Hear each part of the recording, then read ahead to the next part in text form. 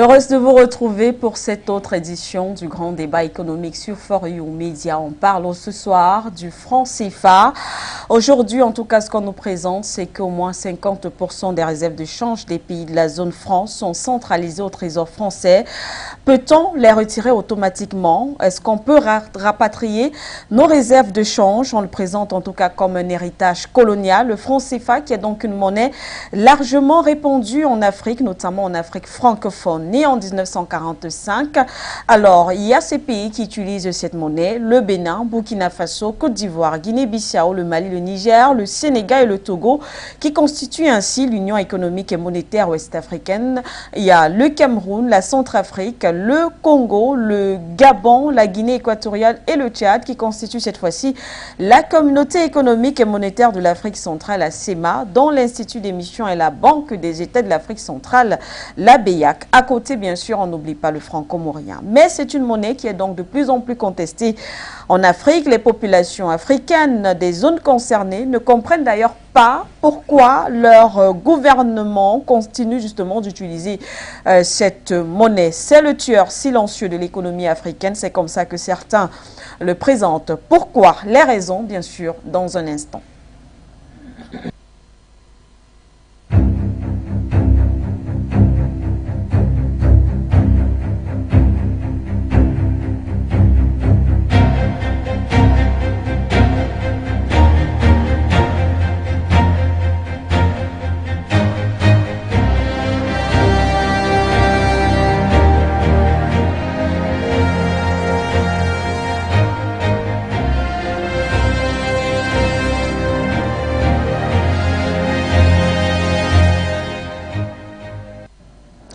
Une fois de plus, bonsoir mesdames et messieurs. Je m'en vais rapidement présenter mon panel de ce soir, le docteur Ndouma. Vous êtes avec nous.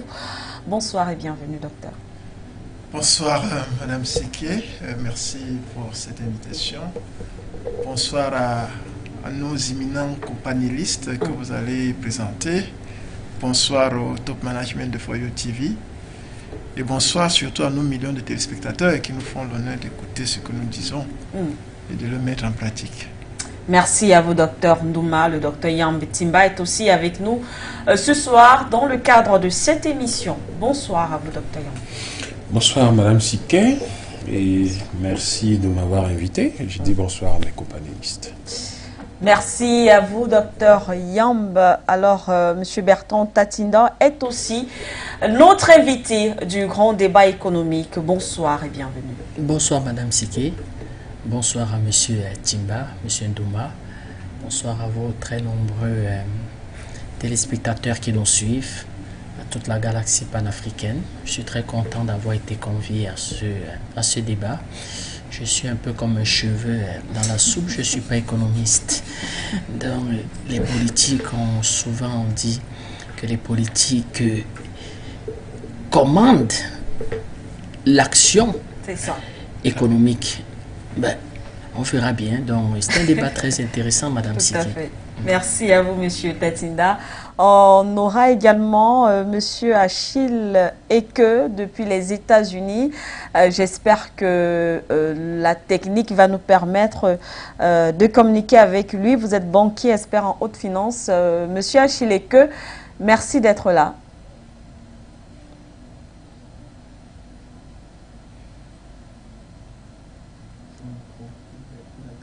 D'accord. Des petits soucis avec votre micro, monsieur Eke. Je ne sais pas s'il faut l'activer de votre côté. Je vous laisse peut-être avec la réalisation le temps de coordonner et d'arranger ce petit détail. Nous, on va poursuivre ici.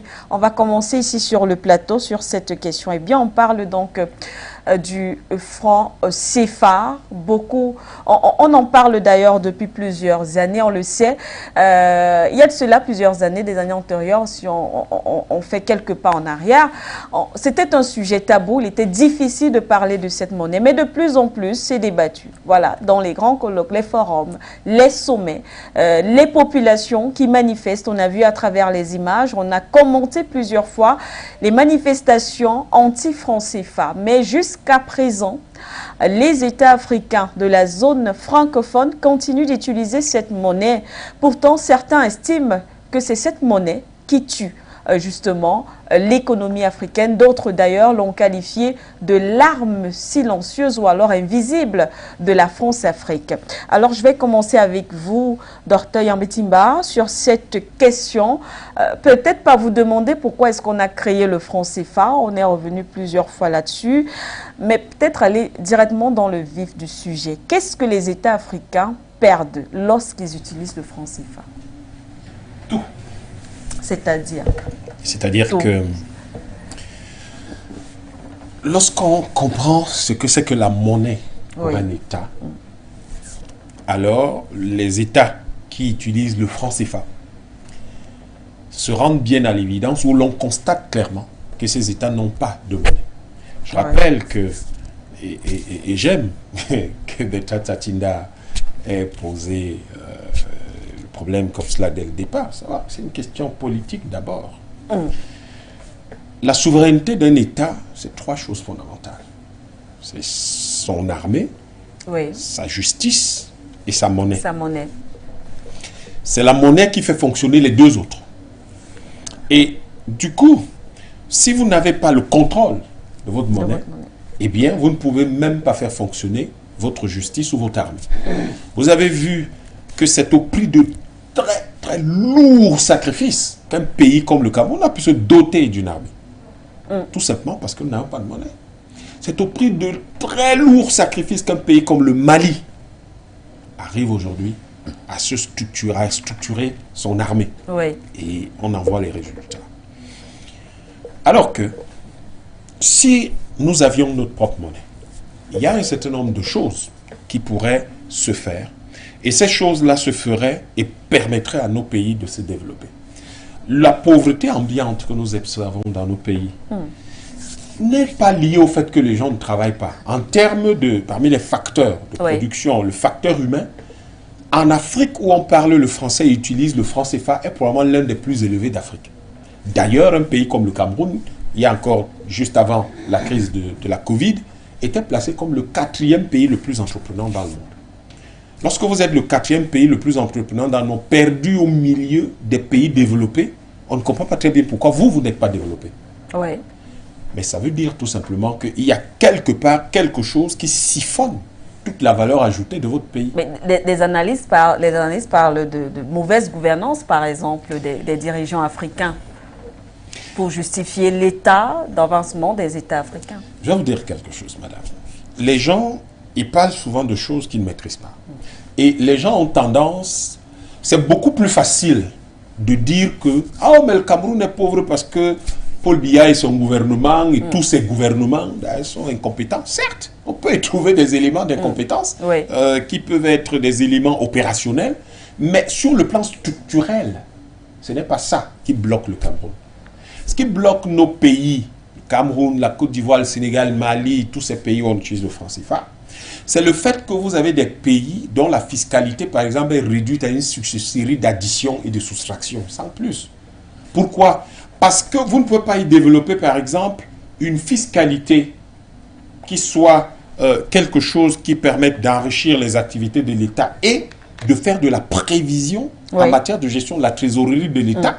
Parce que du jour au lendemain, votre trésorerie peut être obérée ou réduite en fonction de quelque chose que vous ne maîtrisez pas. Je vais donner un exemple.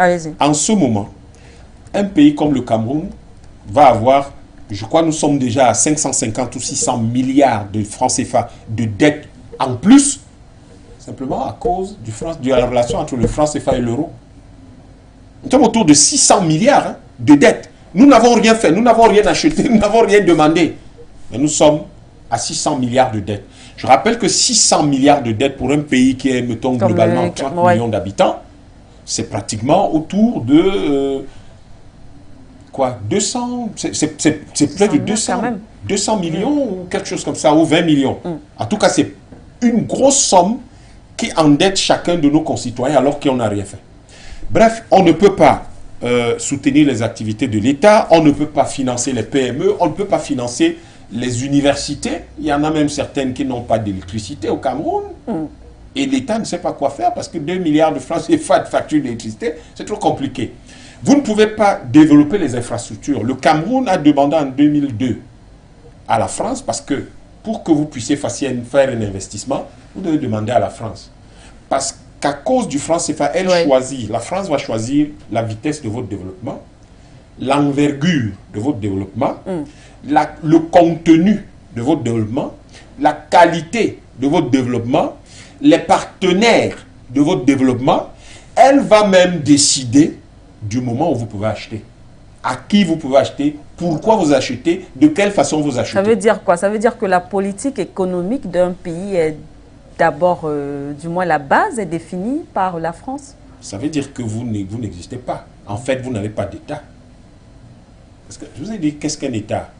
C'est une justice, une armée et une monnaie. Vous n'en avez pas, donc vous n'êtes pas un État. En fait, la France décide de vous exactement comme elle pourrait décider de n'importe quel département de son pays. C'est elle qui décide.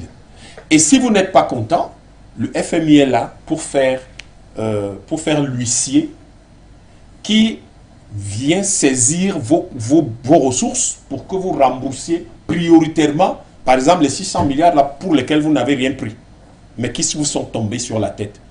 Et on va vous parler d'un terme gentil qu'on appelle les revues. En fait, le franc CFA, c'est tout simplement l'élément de contrôle de nos économies, de tout ce qui est initiative économique, gestion économique de nos pays par la France, mais c'est également l'outil qui permet à la France de siphonner toute la valeur ajoutée de nos économies et de pouvoir payer des chômeurs chez elle.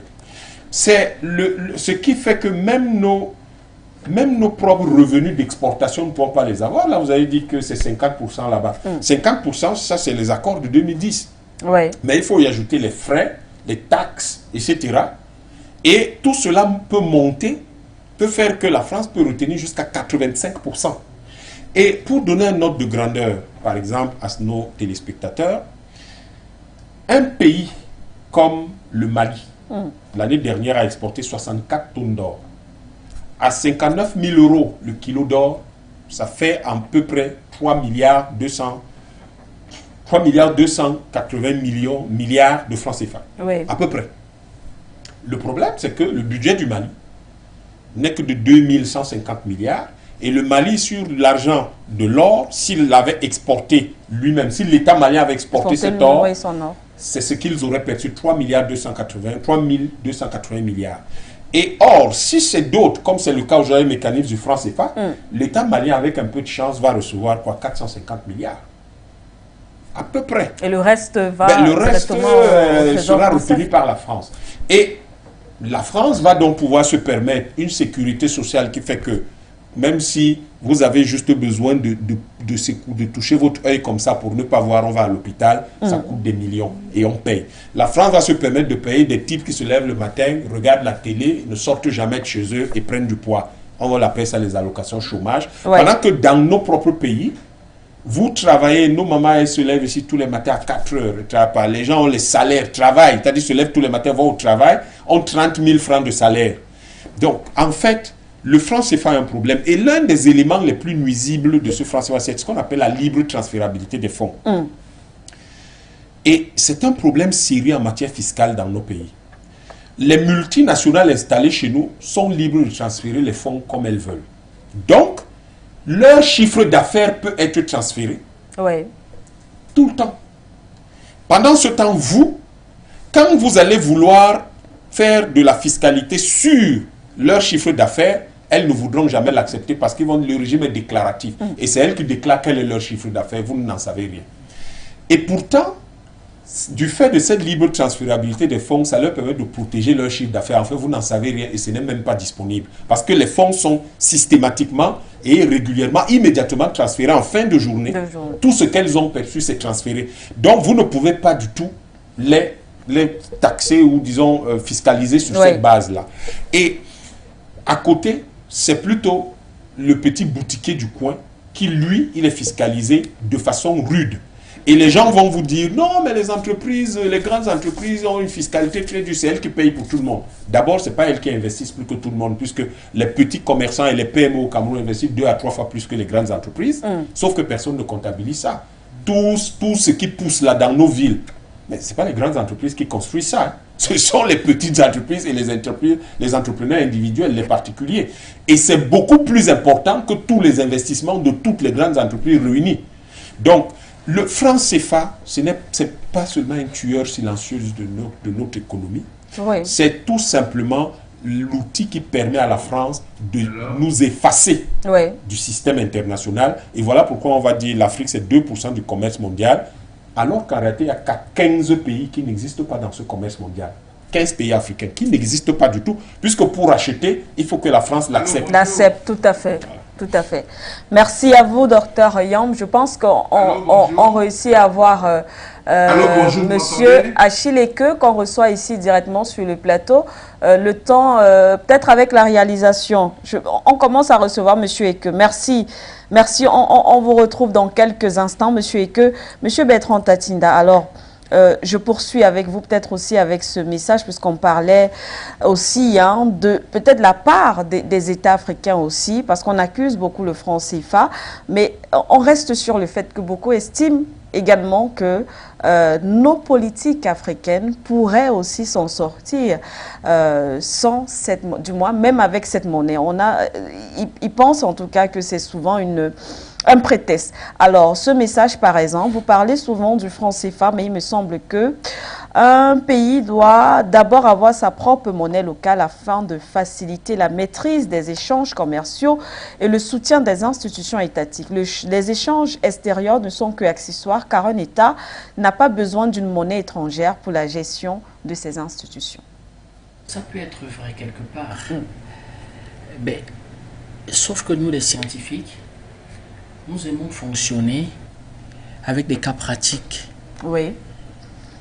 À savoir que je ne suis pas convaincu que tous ceux qui sont succédés à la tête de nos pays, tous les nationalistes, tous ceux qui ont voulu le bien de nos pays, n'ont pas pensé comme celui qui écrit et qui envoie ce message. Ok. C'est souvent très facile de le dire. Quand vous regardez, vous écoutez attentivement M. Timba qui a développé de façon extraordinaire, vous vous rendez compte en fait que, au-delà de ce qu'il a dit, le franc CFA nous a tout pris. Le franc CFA nous a pris même notre existence, on n'existe pas. Et le franc CFA n'a pas laissé d'espace pour ceux qui pouvaient travailler pour nos pays. Je parle pour les hommes politiques. Moi, j'aurais plus une vision politique de cette affaire. Le franc CFA a fait couler beaucoup de sang. Appauvri. Les enfants africains se sont retrouvés et cet espace, via le franc CFA, avait les indicateurs économiques les plus désastreux. Vous n'avez pas, nous avons les mêmes maladies honteuses. Et je me suis souvent posé cette question. De savoir comment on peut avoir deux reliefs différents, deux cultures différentes, deux façons de voir la vie différentes, deux façons, des ambitions différentes et avoir les mêmes problèmes. Ça structurait nos États et des États corrompus. Ça pervertit la politique. Il n'y a pas un homme politique en Afrique qui est aimé. Quand je parle de l'Afrique ici, je veux me contenter de la zone où on utilise le franc CFA. Oui, la zone France. Les hommes politiques sont considérés comme des menteurs, des voyous, incapables de faire réaliser leurs promesses. Il ne s'agit pas ici, de fuir ses responsabilités. Il ne s'agit pas ici de dire que certains Africains n'ont pas été sérieux aux affaires et aux fonctions qu'ils ont occupées. Mais il s'agit d'expliquer que comment se fait-il que nous n'avons pas un seul exemple, entre guillemets, de réussite avec le franc CFA. On peut se poser cette question. Comment se fait-il qu'on a eu autant de guerres et de sang qui a coulé? Quand vous regardez les pays de la zone franc, vous avez de 1960 à tabler jusqu'à 1990. On peut monter jusqu'aux années 2000. On parle de 350 à 400 interventions, assassinats, coups d'État, résolutions au Conseil de sécurité. C'est le franc CFA, c'est la conséquence du franc CFA. Et à partir de là, comment est-ce que vous construisez une vie dans un tel climat de violence où vous n'avez pas de marge de manœuvre? Laissons l'élite nationaliste qui a été assassinée. Prenons même le cas où on a remis le pouvoir au pauvre président Ahidjo. On lui remet le pouvoir. Ben, je devine que le président Ahidjo était quand même un peu volontaire de dire que ben, je me construis quand même ce petit État que je construis. Mais il n'y avait pas de marge de manœuvre. Or, il avait tout à reconstruire. Les routes, les écoles, des facultés, développer la science, développer... Mais toutes ces recettes d'exportation, et même les produits d'exportation ont été imposés par le franc CFA. Pourquoi le cacao? Pourquoi le café? Pourquoi nos pays devaient exporter le cacao et le café? Pourquoi? Pourquoi on ne pouvait pas exporter dans la Sanaga maritime? On fait beaucoup de manioc. À l'ouest du Cameroun, il y a beaucoup de taro. Dans le sud, il y a des feuilles de manioc, c'est-à-dire ils font des manioc et on mange des feuilles de manioc. Au nord, il y a le mil, le millet, le sorgho. Pourquoi est-ce que fallait que le Cameroun se construise une économie à partir du café, du cacao, du coton? Et vous construisez une économie à partir du café, du cacao, du coton, mais vous ne jouissez pas des recettes d'exportation. Des réserves de change. M. Ndouma va expliquer ce que c'est qu'une réserve de change. Et quand on sait que sur le marché international, ce qu'ils appellent les bourses de valeur, le marché international, ce sont les devises qui priment. Vous n'avez pas de devises. Comment vous construisez un État? Et non seulement ça, la France va vous transformer et va faire de vous des comptes d'opération. Vous allez devenir de petites écritures comptables, avec pour seul objectif d'entretenir l'économie de l'Empire. D'ailleurs, ils vont m'appeler l'Empire. Au-delà de cette histoire de franc CFA, ils vont mettre sur le franc CFA les accords de coopération. Allez voir ce qu'ils vont mettre en coopération. La coopération était, vous n'obéissez pas, on vous tue, on vous égorge, on vous assassine. C'est ça la coopération. C'est-à-dire, on vous attache. Et ça a été pensé même déjà en 1944, à ce qu'on va appeler la conférence de Brazzaville. Parce que 1944 arrive, la guerre n'est pas terminée. Mais les Alliés se portent bien sur le terrain militaire. Les États-Unis commencent à lorgner sur ce que la France considère comme étant sa chasse coloniale. Et nous développe de façon sournoise avec les Anglais. Ils ne nous aimaient pas, ils ne nous aimaient pas. Ils ne voulaient même pas notre bien. Commence à expliquer que il faut un monde plus juste, un monde où on respecte les souverainetés, où les peuples s'administrent par eux-mêmes. Et De Gaulle sent le piège. Donc il convoque sa conférence de Brazzaville sous deux visions qui s'affrontent. Félix Eboué est un grand acteur de cette histoire, Félix Eboué. Je ne le juge pas, il faut réfléchir du contexte. Mais ce n'est pas mon ami. Les Oumyobé n'ont jamais considéré ce monsieur. Il y a l'élite indépendantiste qui commence à penser les Oum. Quand je parle de Oum, je parle de l'élite indépendantiste.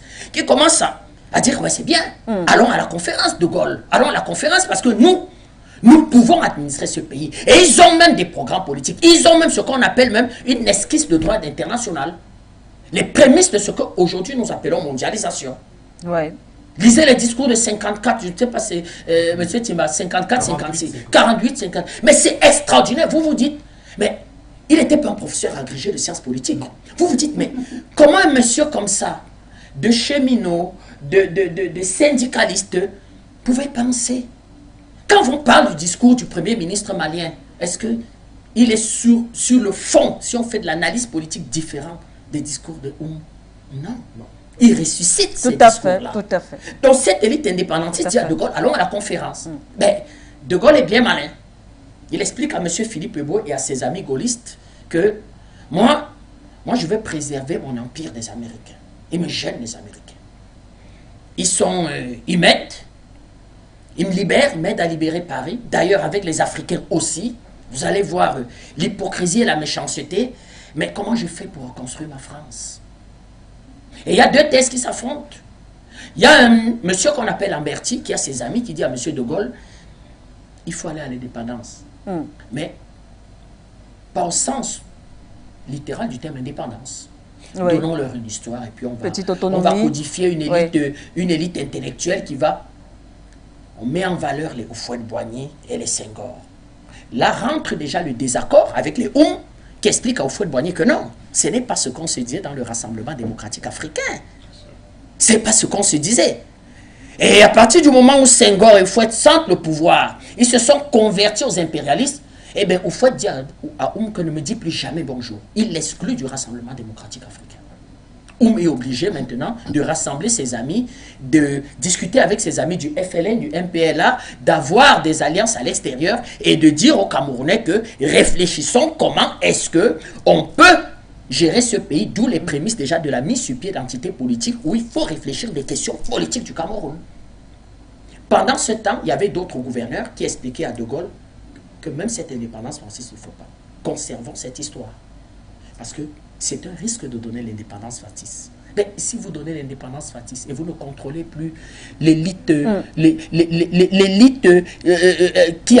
qui nous a fait allégeance, comment on fait? On va à la conférence avec cette histoire. Et c'est là où De Gaulle, je crois, a cette histoire de dire que si j'ai cet instrument monétaire et que j'attache ces 14 pays à la France et je mets dessus les accords de coopération économique et militaire, j'ai des bases militaires, mais je tiens l'Afrique. Je tiens l'Afrique. Et il vend cette idée qui est retenue et qui amène à la décolonisation du Cameroun avec l'histoire que l'on connaît où les Oum lui disent hors de question, hors de question.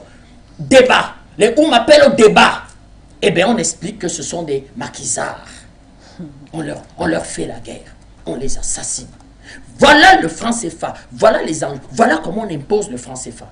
Dans la structuration, on dit que nos pays luttent contre la corruption. Mais vous luttez contre la corruption. Parce qu'effectivement, le franc CFA, Aïdjo, excusez-moi de le dire, Aïdjo était corrompu de fait à partir du moment où vous êtes coopté pour être l'élite intellectuelle sur cette base-là que j'explique. Mais vous êtes quoi? Parce qu'effectivement, on met en avant aussi, entre autres, la corruption, les détournements de fonds pour une fois de plus, justifier l'incompétence, entre guillemets. Surtout cette histoire est arrivée sur la grande période, Madame Siké, des privatisations.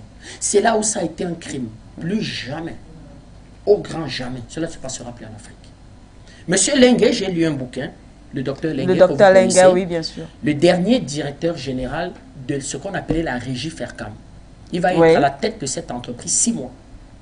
C'est lui qui donnera les clés aux repreneurs. J'ai lu son livre, Les privatisations en Afrique. Cas spécifique du Cameroun. J'invite chaque Camerounais à lire ce livre. D'ailleurs, j'ai 3 exemplaires. Je peux le dire ici. Écrivez-moi sur Facebook, partout. Je suis Tatsinda Bertrand. Il n'y a pas d'eux sur Facebook. Et effectivement, je vous livre ces 3. Extraordinaire. Il explique que sur cette période, le franc CFA va être complice avec le Fonds monétaire et la Banque mondiale de près de 3700 transactions financières. C'était quoi les transactions financières? Les entreprises nationales fondamentales à notre vie qui vont être données aux francs symboliques aux multinationales.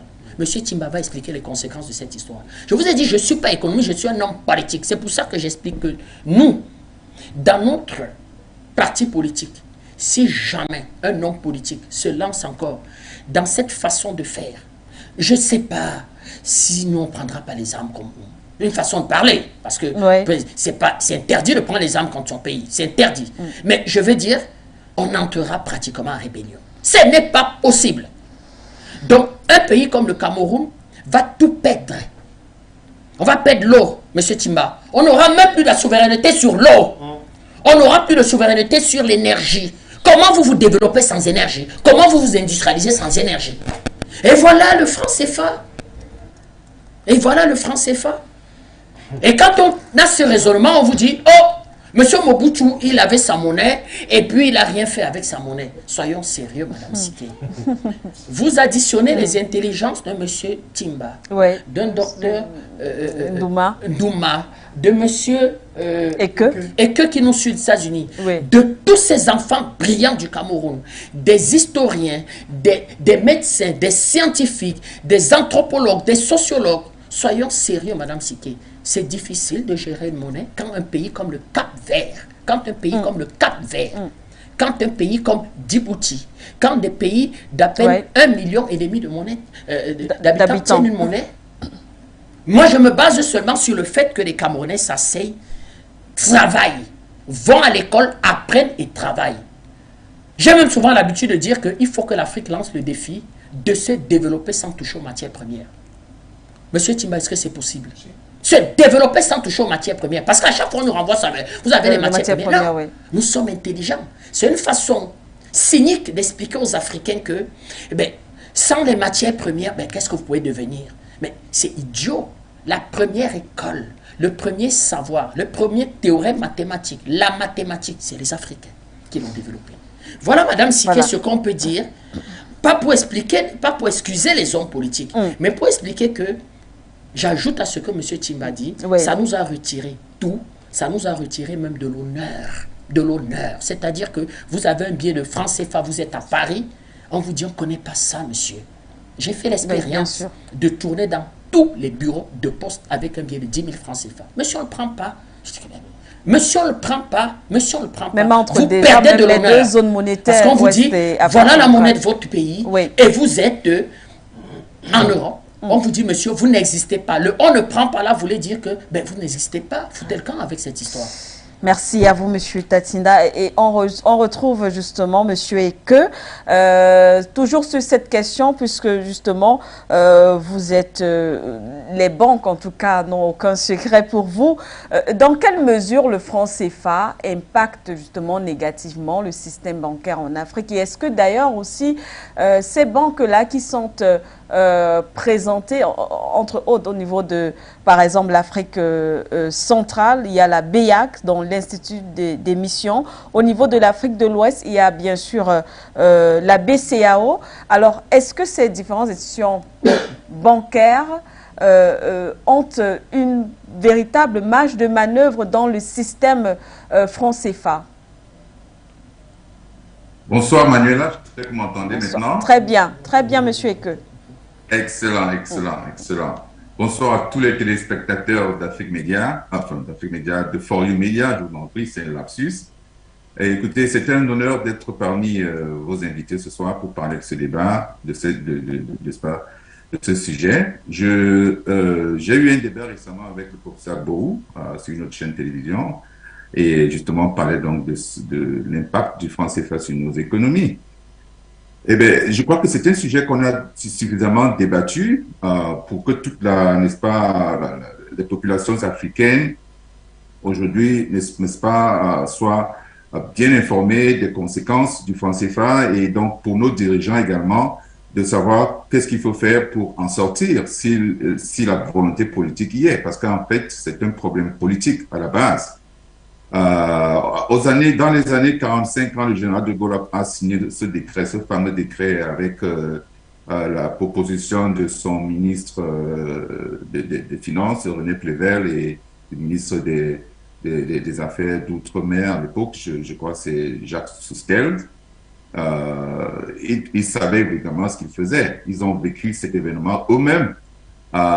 Lorsque l'Allemagne les a, n'est-ce pas, on va dire colonisés, pas vraiment colonisés, mais lorsque l'Allemagne a occupé la France pendant un bon moment.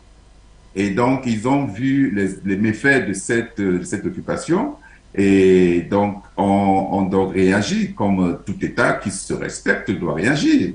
Donc, il y a eu un coup d'État, n'est-ce pas, qui a été fomenté par le général de Gaulle, un peu comme ce qui se passe aujourd'hui au Mali. Et donc, ce coup d'État a eu lieu. Et à partir de là, ils ont essayé de renverser la situation. Et donc, nous autres colonies qui étions, n'est-ce pas, leur support majeur pour la réussite de ce coup d'État, eh bien, lorsque le moment est venu de nous octroyer les indépendances, n'est-ce pas, certains pays par la lutte, notamment le Cameroun, l'Algérie, n'est-ce pas, par la lutte féroce, ils ont trouvé donc opportun pour eux de nous donner une indépendance, n'est-ce pas, de façade. Cette indépendance de façade qui consiste à vous donner une indépendance officielle, mais se saisir de tous les outils n'est-ce pas, de production, tous les outils, n'est-ce pas, de référence d'un État, n'est-ce pas, comme M. le docteur Timbala dit tout à l'heure, l'armée, la justice, n'est-ce pas, et la monnaie. Alors, donc, tous ces États ont signé des accords avec la France sans même être des États à ce moment-là. C'est-à-dire que lorsqu'on vous donne l'indépendance et qu'à la tête, n'est-ce pas, ce sont les gouverneurs français qui sont à la tête de vos pays et qui signent des accords en votre nom avec d'autres officiels français, eh bien, il faut se dire que nous avons, n'est-ce pas, subi là, n'est-ce pas, une violation indescriptible, n'est-ce pas, de nos droits en tant que peuple. Et donc, nous devons en ce qui nous concerne aujourd'hui, essayer de voir comment faire pour remettre, n'est-ce pas, cette pendule à l'heure. Et c'est pour cela que nous interpellons nos leaders qui maîtrisent très bien, n'est-ce pas, ces outils monétaires aujourd'hui, qui savent très bien ce qui se passe, qui ont toutes les compétences nécessaires pour pouvoir sortir de cette monnaie, mais qui, comme j'ai dit plus tôt, pour d'autres raisons, n'est-ce pas, soit c'est de la peur, soit c'est, n'est-ce pas, l'esprit colonial qui est encore ancré dans leur tête, qui les empêche d'en sortir. Mais je pense que c'est un travail d'éducation que nous devons tous faire continuellement, parce que, comme on dit, l'éducation, c'est la répétition, c'est la mère, n'est-ce pas, de l'enseignement. Donc, il faut continuer à éduquer, à en parler pour sensibiliser davantage nos dirigeants au fait qu'effectivement, cette monnaie, soi-disant franc CFA, n'est pas à notre profit. Ça travaille contre nous. Ça fait 60 ans, 62 ans. N'est-ce pas que nous sommes indépendants, nous travaillons énormément parce qu'on a l'impression que les Africains ne travaillent pas, c'est toujours ce qu'on nous dit. Mais quand on va à l'étranger, quand ces mêmes Africains se retrouvent à l'étranger, ils sont les meilleurs dans tous leurs domaines. Vous voyez, aux États-Unis, en Europe, partout, les Camerounais, les Africains sont dans tous les postes, n'est-ce pas? Quand vous avez un système qui est équitable, qui vous donne l'opportunité de pouvoir démontrer ce que vous êtes capable de faire, eh bien, vous le faites. Alors, ça peut pas être vrai en Europe et ne pas être vrai en Afrique. C'est les mêmes personnes qui étaient en Afrique, qui sont en Europe, qui font ce travail, qui donnent ces rendements et qui mènent une vie de qualité. Alors que chez eux, ils font ce même travail, mais ils gagnent rien, absolument rien.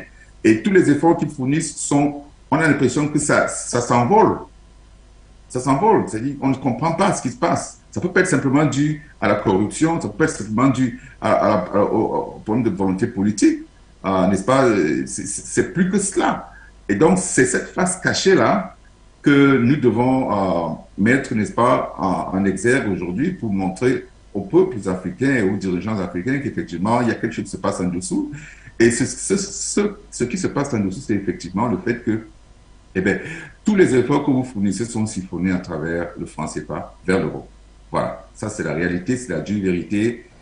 Comment faire pour en sortir? Nous en débattrons tout à l'heure, mais ça c'est pour mon premier jet, pour dire qu'effectivement, il y a un problème de volonté politique énorme qui doit être activé. Nous devons sensibiliser davantage nos dirigeants pour qu'ils puissent comprendre qu'effectivement, tant qu'on n'en sortira pas, on travaillera 1000 fois plus que les Européens, on vivra toujours en deçà, n'est-ce pas, des efforts que nous fournissons. Merci. Merci également à vous, Monsieur Eke. Alors, Docteur Ndouma, alors, puisqu'on parle de réserve de champ, c'est un terme qui revient de plus en plus lorsqu'on veut parler du franc CFA. Comment est-ce que cela se matérialise? Comment est-ce que cela affecte l'économie africaine, du moins des États qui utilisent le franc CFA?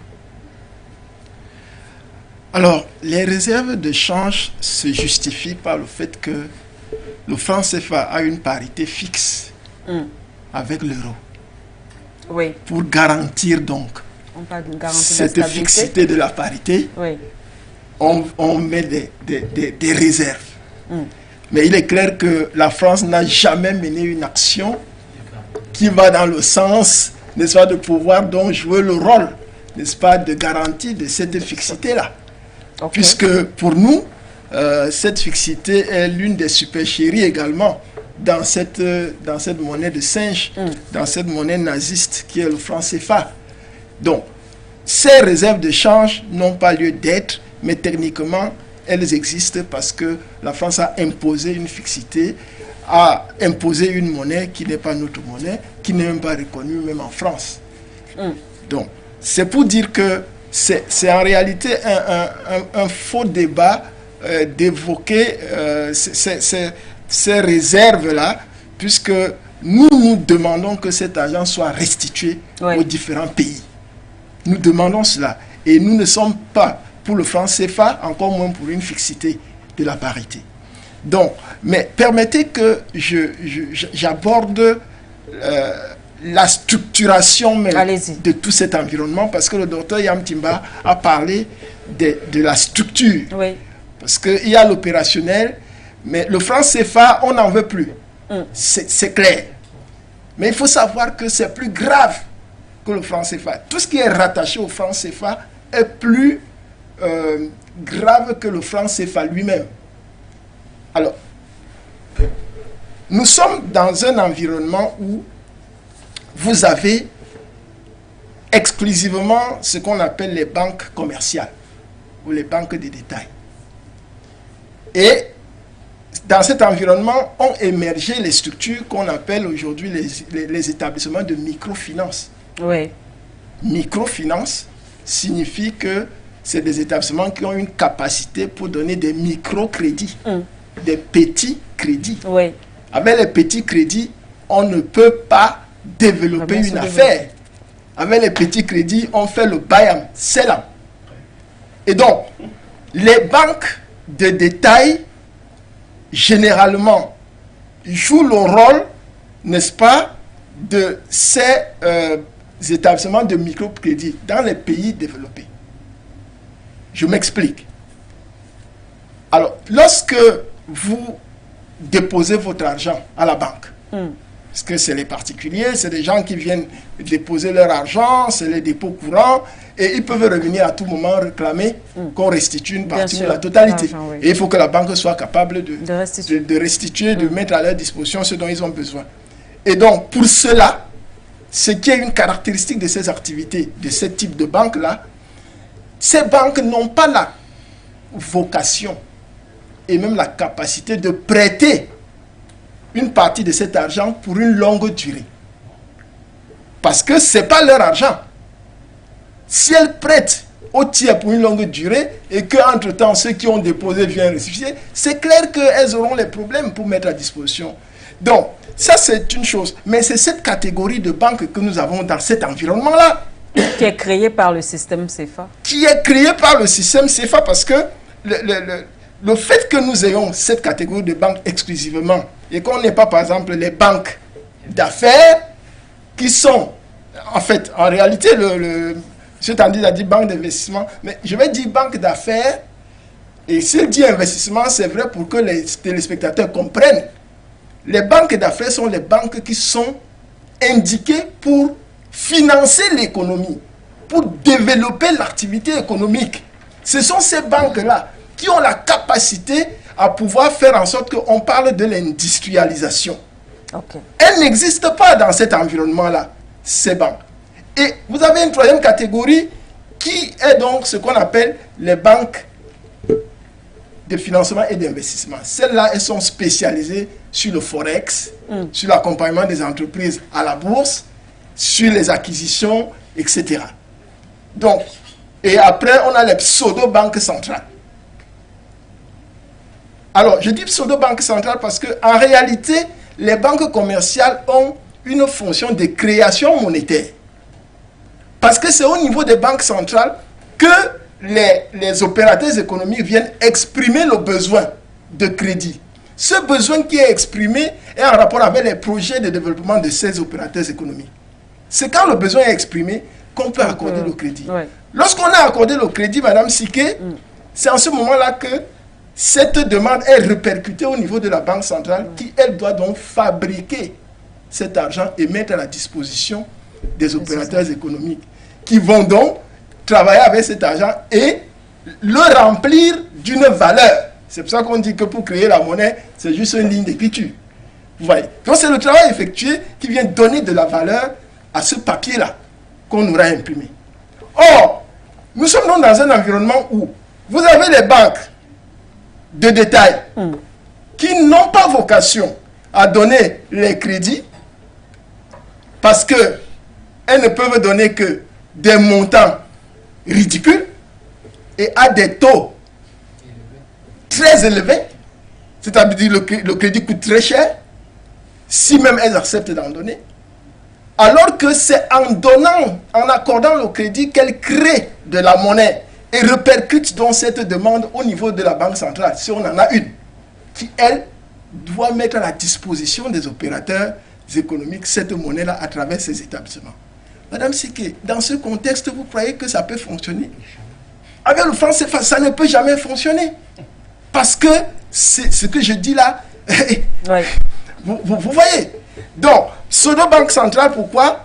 Parce qu'il faut attendre que le Trésor français, la Banque centrale de France disent qu'ils donnent l'autorisation, etc.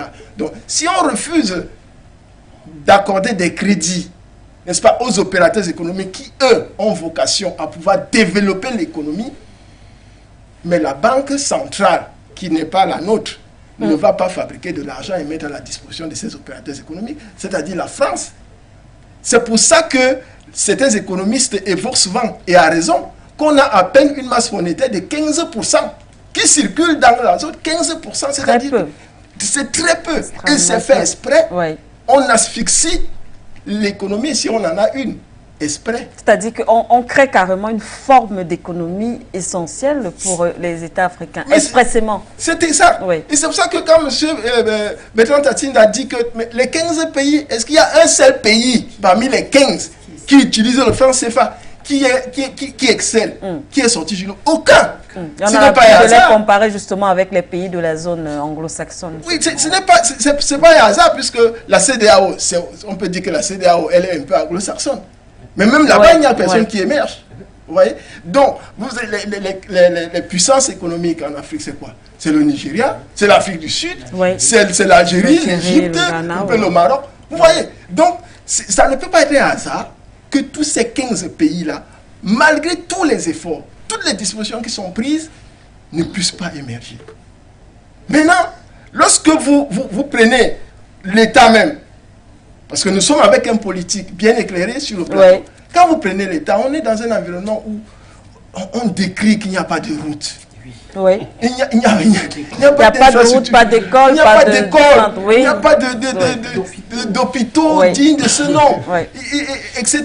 Et des pays où il y a beaucoup de manifestations contre les États. Nous avons eu le temps d'aller apprendre chez eux et revenir. Moi, j'ai fait l'Allemagne pendant beaucoup d'années et vous connaissez tous ce que c'est que l'Allemagne.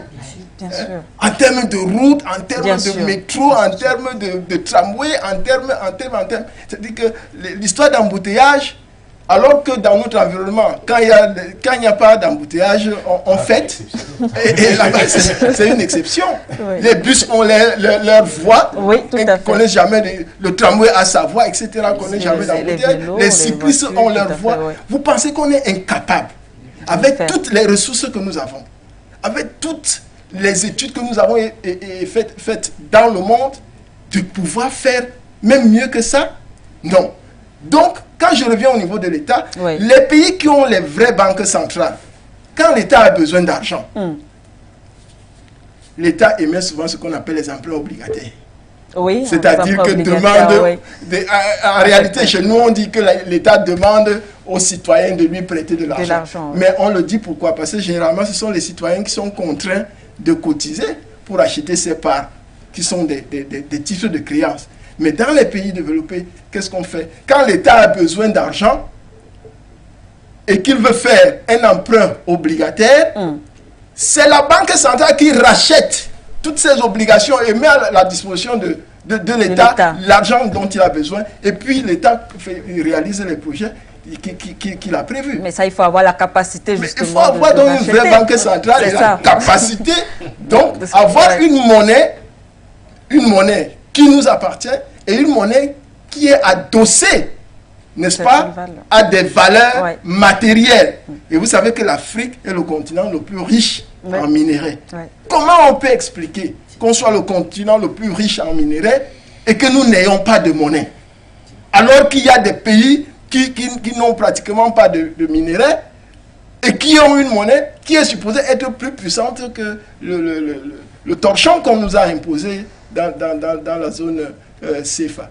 Donc voilà autant de choses que je voulais relever pour que nos téléspectateurs comprennent que c'est plus profond que ça. C'est-à-dire que même quand il n'y aura plus le franc CFA, il faut veiller à ce que cette structuration qui a été mise en place, qui a la corruption en elle-même et tout ce que nous avons relevé ici, qu'elle soit totalement réduite à néant, parce que sinon on va faire évidemment on va tourner en rond.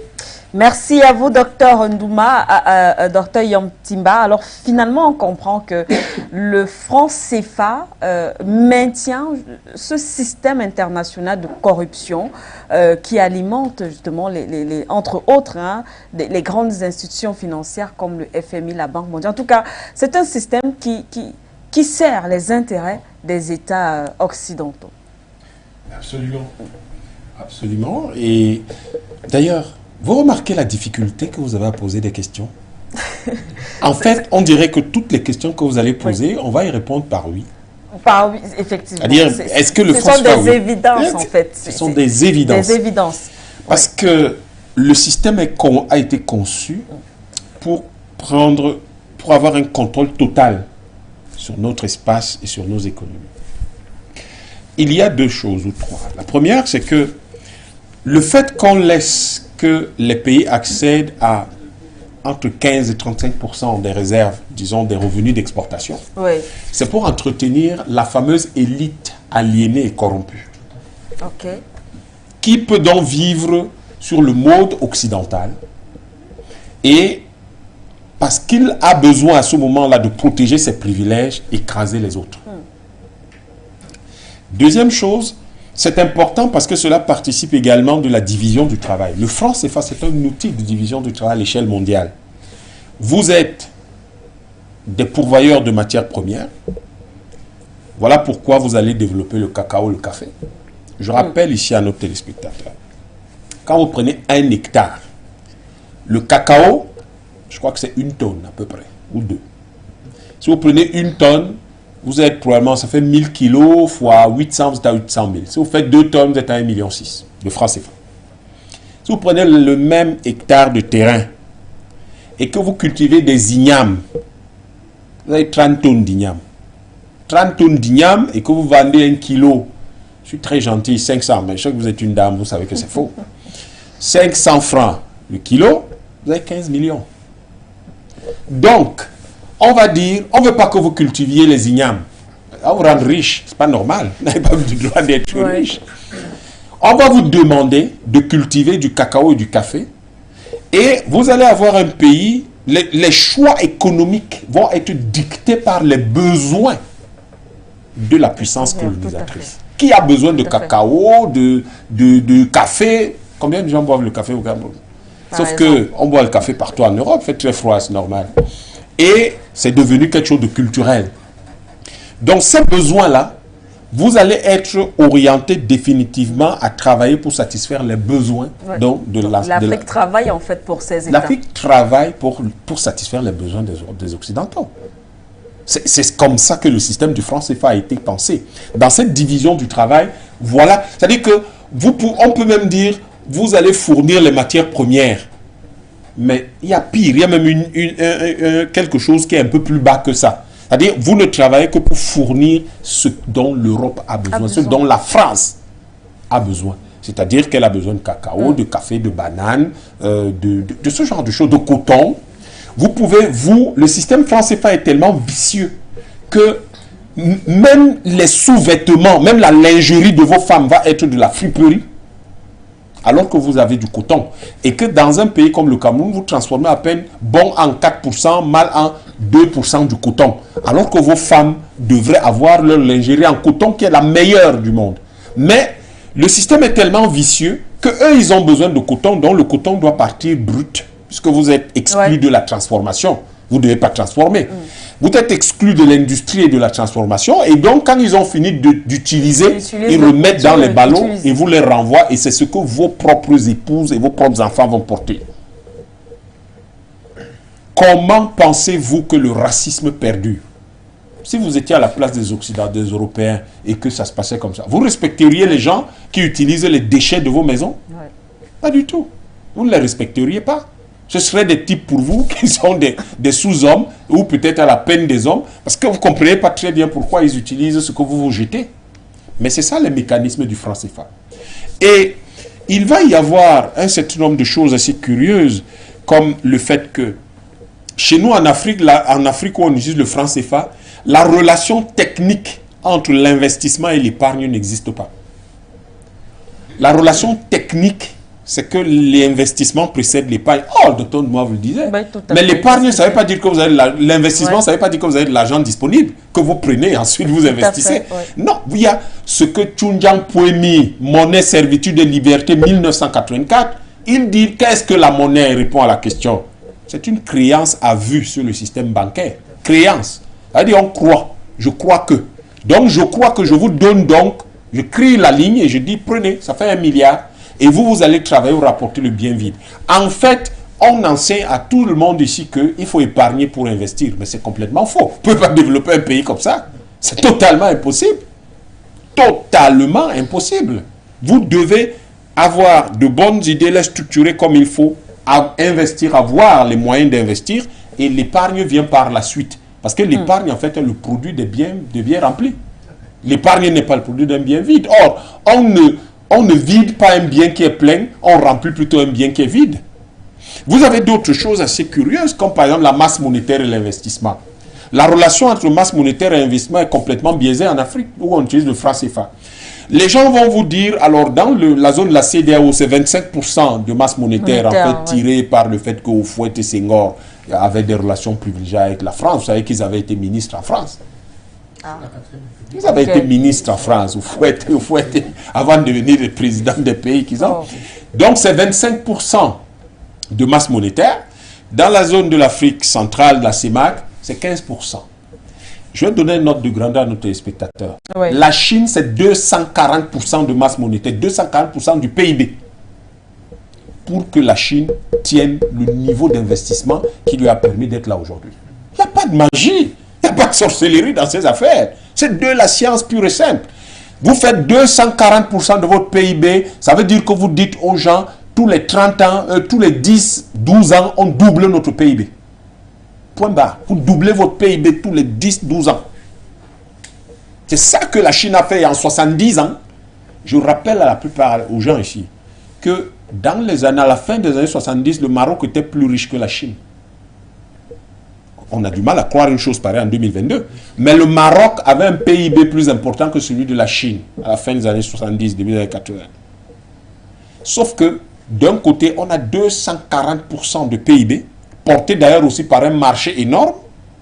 Or, l'énorme marché africain d'1,5 milliard, si vous prenez simplement la CEMAC c'est près de 60 millions d'habitants. Officiellement, mais on sait que les recensements sont faits comme ils sont faits, on est certainement autour de 100 ou 120 millions d'habitants.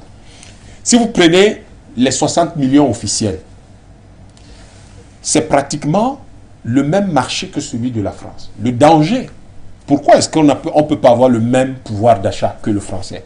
D'abord parce que le français, lui, il va bénéficier des allocations chômage. C'est-à-dire que ceux qui ne travaillent pas en France, vous ne le sentirez pas, on ne vous le dira pas.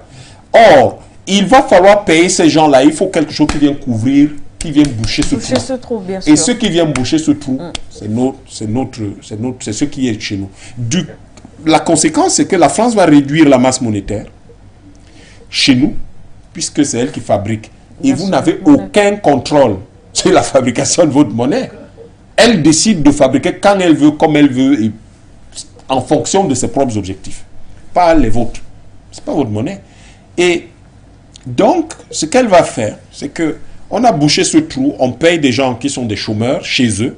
Ici, chez vous, il faut bien qu'il y ait quelque chose des gens qui soient privés pour que cela soit payé. On va prendre ça dans vos revenus d'exportation. C'est pour cette raison que, en réalité, quand vous regardez nos pays, vous vous dites, le franc CFA, via les mécanismes de la parité fixe, la parité fixe, c'est une balle dans la tête. C'est-à-dire que c'est un coup tellement dur derrière dans la nuque que vous ne vous relevez pas. La parité fixe a, au-delà des aspects économiques, la parité fixe est exactement le mépris, c'est l'expression du mépris le plus accompli. Parce que quand on dit qu'on va faire la parité fixe à votre monnaie, ça veut dire que vous êtes incapable de prendre des décisions stratégiques. C'est ce que ça veut dire. Vous êtes incapable de réfléchir stratégiquement. Et donc, on va faire quelque chose là qui va permettre que, vous gérez 2-3 petites opérations et en termes de politique économique, vous n'êtes pas capable de réfléchir stratégiquement. Donc, on va vous élever à ce niveau-là. Et donc, vous allez avoir une gestion économique qui se limite à de la comptabilité matière.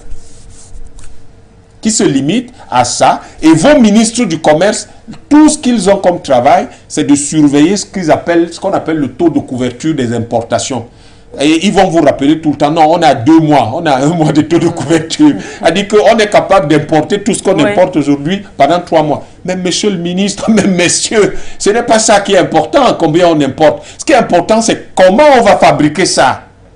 Quand est-ce qu'on va fabriquer ça? Quel volume? En fonction des besoins que nous avons. Et comment nous investissons pour ça? Sauf que pour investir, vous devez avoir de monnaie. Parce que la France ne peut pas accepter de vous laisser investir pour vous développer. L'Europe non plus. C'est pour ça que le Cameroun peut dire, en 2002, document de stratégie de réduction de la pauvreté. On veut faire 15 000, on veut faire des voies ferrées qui vont de Ngaoundéré à N'Djamena, de Batchenga. Il y a beaucoup de projets qui ont été annoncés. Mais pas du tout, parce que quel que soit le projet que vous venez présenter dans un pays où on utilise le franc CFA et le franc comorien, à partir du moment où ça intègre 2 choses, la garantie souveraine de l'État, mais plus encore les devises, c'est la France qui en décide. Parce que c'est elle qui va accepter que de racheter les francs CFA mis en mouvement par votre projet ou de ne pas les racheter. Et comme elle n'a aucun intérêt à se lancer dans cette opération qui lui coûte de l'argent et qui lui bouffe une part de son marché et vous donne un pan de souveraineté qu'elle perd, pourquoi est-ce qu'elle va financer ça? On a vu quand même ce type de projet, pour parler du cas précis de tramway au Sénégal quand même, il y a eu quand même, ça s'est matérialisé quand même du côté du Sénégal. Madame Siké, oui. Vous pouvez avoir besoin d'acheter une robe aussi belle que celle que vous avez, mais je peux vous la vendre, vous voler. Je vous la vends quand même, mais je vous vole. Expliquez-nous. Prenez, quel est l'impact du tramway? Quand vous venez de prendre la construction du tramway, les entreprises sénégalaises y ont été impliquées jusqu'à quel niveau? D'ailleurs, la Banque mondiale, que les gens croient être une simple banque, alors que c'est un parti politique international de défense des intérêts de l'Occident, a décidé que dans ces projets-là, on ne réserve que 70% aux pays africains. On ne réserve que 30% en principe, des prestations et fournitures aux pays africains, et les pays occidentaux ont 70%. Vous pouvez m'expliquer sur la base de quoi la Banque mondiale peut décider de ça? On dirait que c'est le parti au pouvoir dans nos pays. Alors, en fait, les entreprises sénégalaises n'ont profité de rien. Il n'y a pas de transfert de technologie. Ils ont fabriqué quoi? Combien de kilomètres de rails? C'est ça. Combien de câbles électriques ont-elles fabriqué, les entreprises sénégalaises? Les entreprises sénégalaises ont même fabriqué des fauteuils. Ont fabriqué quoi? Le développement, ce n'est pas que les gens viennent poser une infrastructure chez vous. Ce n'est pas ça développer votre pays. Le développement, c'est la capacité que vous avez c'est le développement de vos forces productives. C'est-à-dire que vous produisez. C'est ça, développer, produire. Oui. Or, les forces productives de votre pays sont mises à l'écart et c'est les autres qui viennent investir, qui viennent fabriquer, installer, gérer les projets. Ce n'est pas ça se développer, c'est une escroquerie. Lorsque Tinda répond tout de suite, c'est une escroquerie, c'est de ça qu'il parle. Je vous mets au défi. Le Cameroun, on a installé un pipeline ici, non? Oui. Dites-moi combien, aujourd'hui, après toutes ces années, est-ce qu'il y a une seule entreprise au Cameroun qui sait faire les pipelines? Il y en a. Pourquoi il n'y en a pas? Mais parce que vous ne savez rien de tout ça. Parce que c'est les autres qui ont fait leur affaire et qui gèrent ça. Et ce n'est pas ça vous développer. Parce que quand il faudra faire un pipeline pour transporter, par exemple, le gaz de Limbé à Bamenda, non, restons au Cameroun. Parce que si on va jusqu'à Bangui, c'est trop loin. Ça va être trop compliqué. Pour transporter le gaz de Limbé là, Itinde jusqu'à Bamenda, où on va construire une usine, ou de le transporter, par exemple, le gaz de Itinde là, jusqu'à peut-être Ngaoundéré, on ne sait pas faire. On va l'appeler encore les mêmes gars. Donc, ce n'est pas ça le document. Et le franc CFA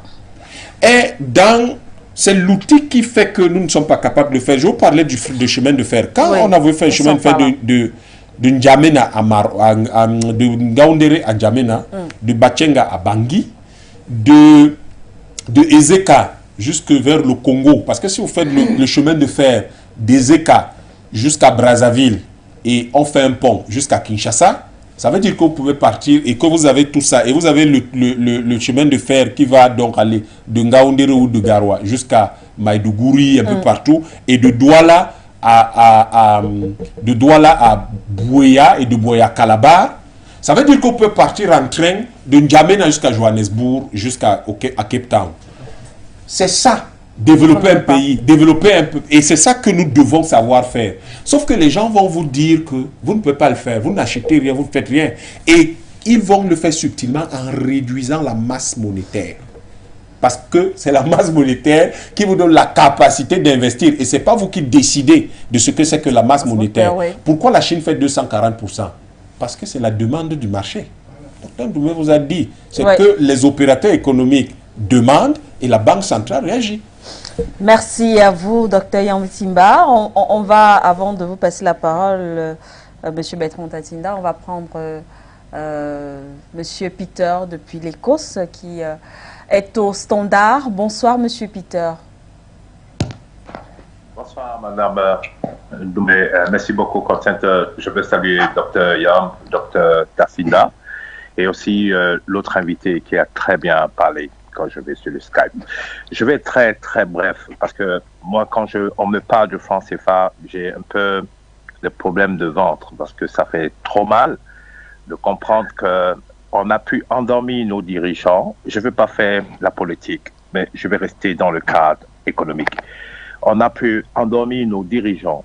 S'ils ont réfléchi ou bien s'ils continuent à s'endormir, mais je pense que c'est le moment pour eux de se réveiller et de prendre une vraie décision. Souvenez-vous de quelque chose, c'est que M. Macron a dit qu'il est en guerre. Mais cette guerre-là, ce n'est pas forcément contre son ennemi européen, non. C'est aussi contre nous qui devenons des rebelles à sa politique impérialiste. Je cite certains pays comme Mali, le Centrafrique, et aussi autres pays qui sont dans le carré, c'est-à-dire le Congo-Brazzaville, le Guinée équatoriale.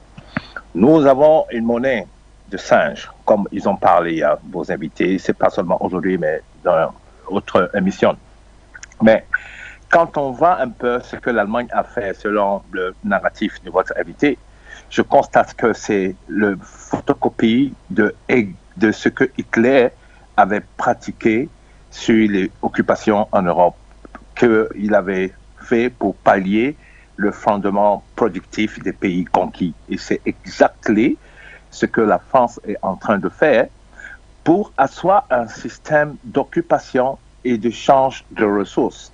Et non seulement pour aussi accompagner l'annexion entre griffes, puisque ce sont des pays indépendants, mais de certains territoires, puisqu'elle a réussi à ajouter des pays lusophones dans son carcan, comme on dit, que ce soit Guinée-Équatoriale, Guinée-Bissau, tout ça là, je cite.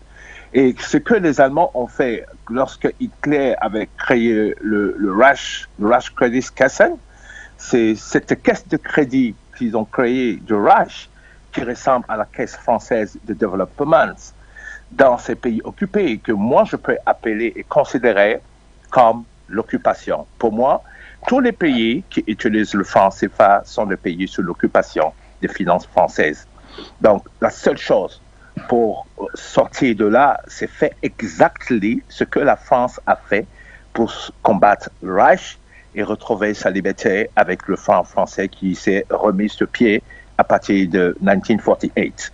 Donc, c'est le même combat que nos économistes doivent mener pour trouver une vraie solution pour sortir de là en envoyant des rapports très concis auprès des différents présidents pour leur expliquer qu'on ne peut pas parler de développement si on est toujours sous couvert de quelqu'un qui doit dicter notre politique économique. Vous voyez, le docteur a parlé de pipeline, mais c'est très flagrant. Dr Tassinga a parlé également de développement industriel. Sur une base de quoi allons-nous pouvoir trouver ces ressources si chaque fois il faut demander la permission là où se trouve notre argent dans le compte d'opération pour avoir ce que nous voulons pour financer, et ils nous disent non, vous ne pouvez pas avoir 10 milliards de dollars, on va vous donner que 500 millions. la Caisse française de développement va se charger de ça. On fait quoi avec 500 millions de dollars? Rien du tout. On ne peut pas créer la richesse, on ne peut pas faire ce qu'on appelle l'industrialisation. Et dans le pensée, comme ils pensent exactement comme les Allemands pensaient sur eux, c'est de retarder l'industrialisation des pays francophones pour qu'on soit toujours sous la servitude. Donc, le moment pour nous est arrivé pour trouver une solution, je peux dire, radicale, pour créer un nouveau panier de monnaie et puis se défaire complètement du système du Reich français. Je m'arrête ici. Merci beaucoup, For You Media. Bye. C'est nous qui vous remercions, Monsieur Peter. Merci beaucoup pour cet appel depuis l'Écosse. Monsieur Bertrand Tatinda, je viens donc vers vous.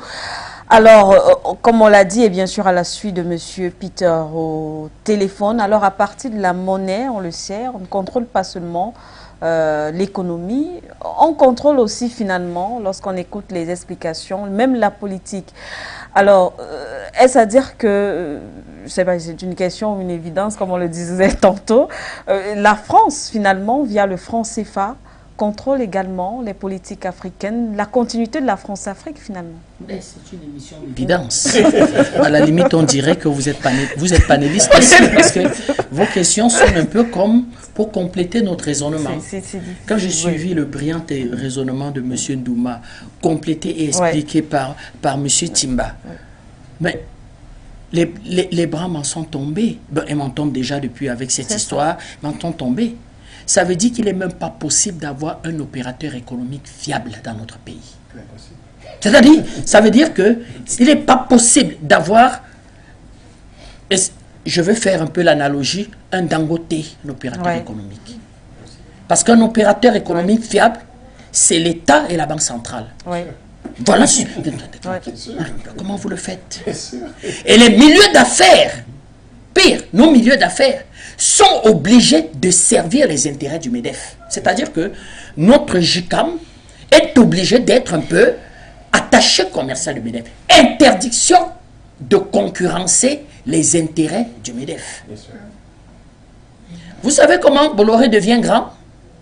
En 1986, il a une ambition de racheter la première structure qui travaille sur nos ports.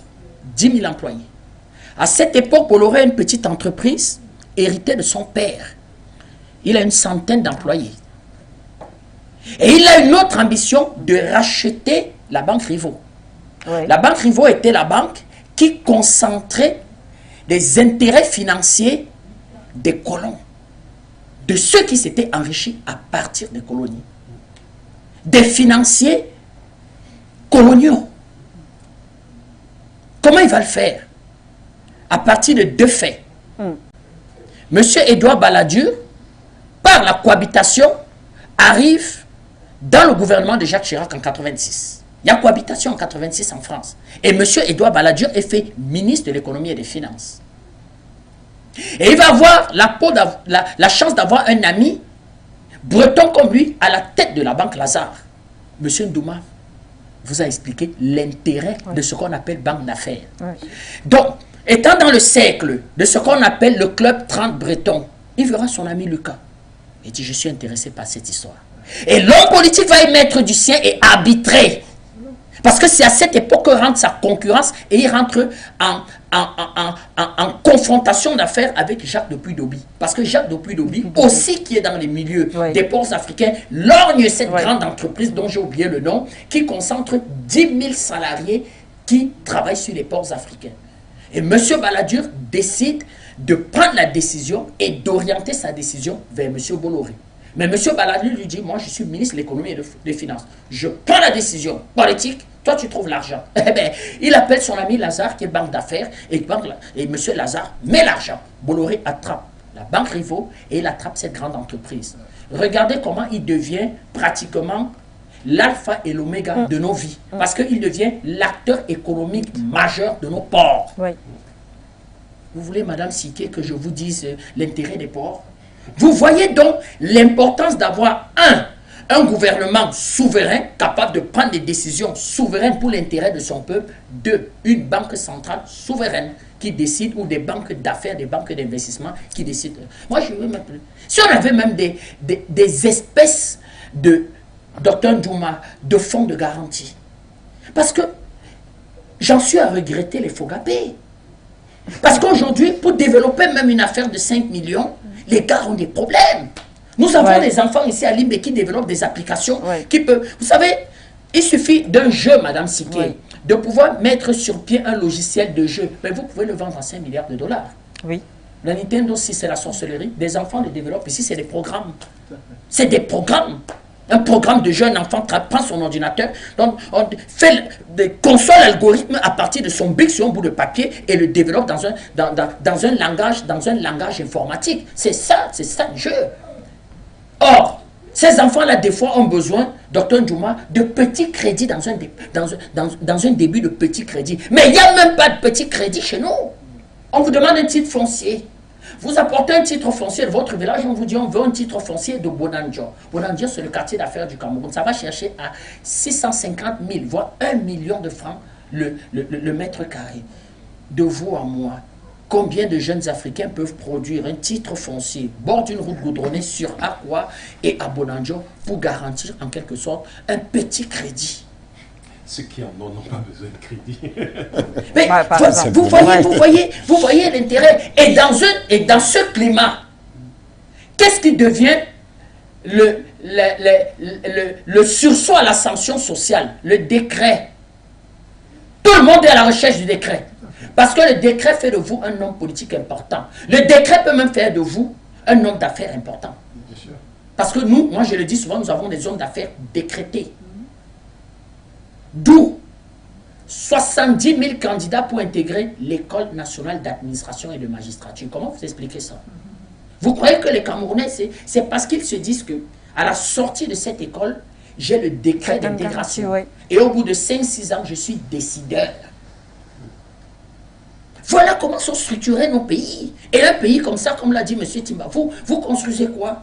Le professeur Alaka va aller un jour nous dire, mais M. Tatsinda, mais le trésor public peut financer l'économie quand on est dans une économie saine.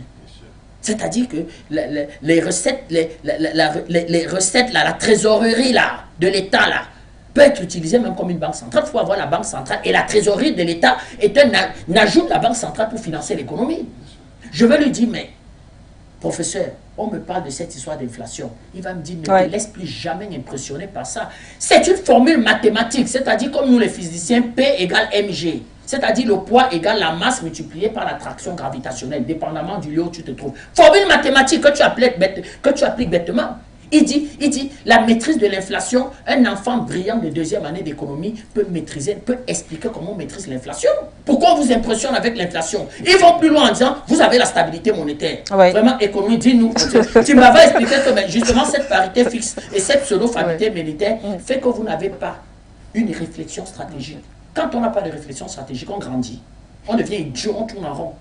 On a les pays que nous avons. Où ils marquent tout. Il n'y a pas de bonne route, il n'y a pas de bonnes écoles, tout le monde est tendu. Et mieux aujourd'hui, ils ont un instrument géopolitique pour vous mettre à genoux, le terrorisme. Vous voyez dans quelles difficultés se trouvent dans les hommes politiques. Quelle que soit votre vertu en termes d'hommes politiques, comment vous gérez un pays comme ça et les populations sont contentes de vous? Quel que soit le génie que vous avez dans un pareil climat. Voilà, Madame Siké, les problèmes que nous avons. Et c'est pour ça qu'une lueur d'espoir, parce qu'en ce moment, les retours qui nous reviennent nous disent qu'au sein de la CEAC et de la CEMAC, ça discute dur, ça négocie. On veut aller à une zone d'intégration CEAC. La CEMAC est toute petite, c'est normal. Il y a d'ailleurs justement un débat qui est annoncé du côté de Cameroun, je crois, avec au niveau de l'Assemblée, du moins. Non, madame, c'est confirmé, madame. Voilà, sur le franc CFA. Vous avez l'information. La politique monétaire. Nous n'entrons pas dans le fond parce que nous ne maîtrisons pas tous les contours. Mais il se dit que ça débat dur. Parce que les présidents de la CEMAC, ils avaient déjà annoncé la couleur de mener la réflexion sur un instrument monétaire fort qui puisse permettre de pouvoir soutenir la croissance. Je n'ai pas trop compris ce que ça veut dire. Les économistes vont nous expliquer. Mais déjà, on peut penser que Les présidents de la CEMAC veulent une monnaie stable, forte, qui fluctue et qui encourage effectivement la création des richesses. Et vous voyez donc que même les mots sont galvaudés. C'est quoi la croissance? Il y a de cela en 2010. Vous savez combien le Niger faisait de taux de croissance, Madame Siki? 12, 13, 14% de taux de croissance. C'est l'un des pays les plus pauvres au monde. Je parle du Niger. À partir de là, même croissance, quand M. Timba parle de croissance, si Xi Jinping parle de croissance pour la Chine, Bazoum parle aussi de croissance pour le Niger. Voilà là où on en est, où même les termes sont galvaudés. Parce que M. Ndouma, vous allez appeler le terme croissance. Il faut expliquer que dans ce schéma-ci que vous m'avez expliqué, mais on ne peut pas parler de croissance. L'achat de la friperie, ce n'est pas de la croissance, ça va faire la richesse.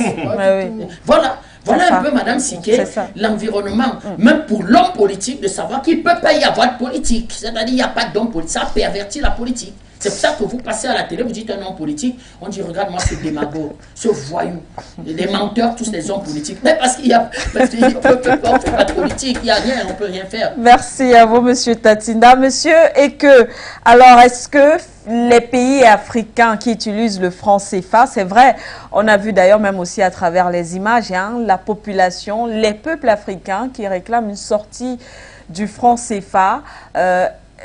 Mais est-ce que, selon vous, les États africains, ces États africains sont prêts à sortir du franc CFA? Les États africains, si on n'entend pas État, n'est-ce pas,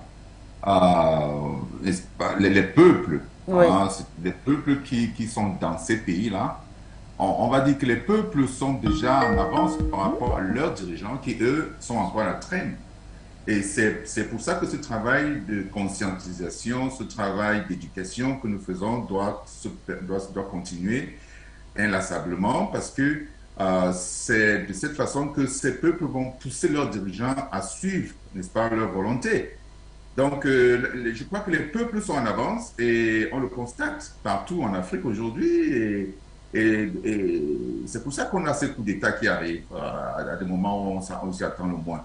Ces coups d'État, n'est-ce pas, des militaires qui prennent le pouvoir parce que les dirigeants qui sont là sont des gros fainéants, excusez-moi le terme, parce qu'ils n'apprennent pas des erreurs du passé, ils continuent à perpétuer les mêmes erreurs, et simplement parce qu'ils veulent satisfaire, n'est-ce pas, leur soif du pouvoir et servir les intérêts étrangers qui les ont mis en place, c'est tout. Donc, les peuples doivent donc se mobiliser fortement.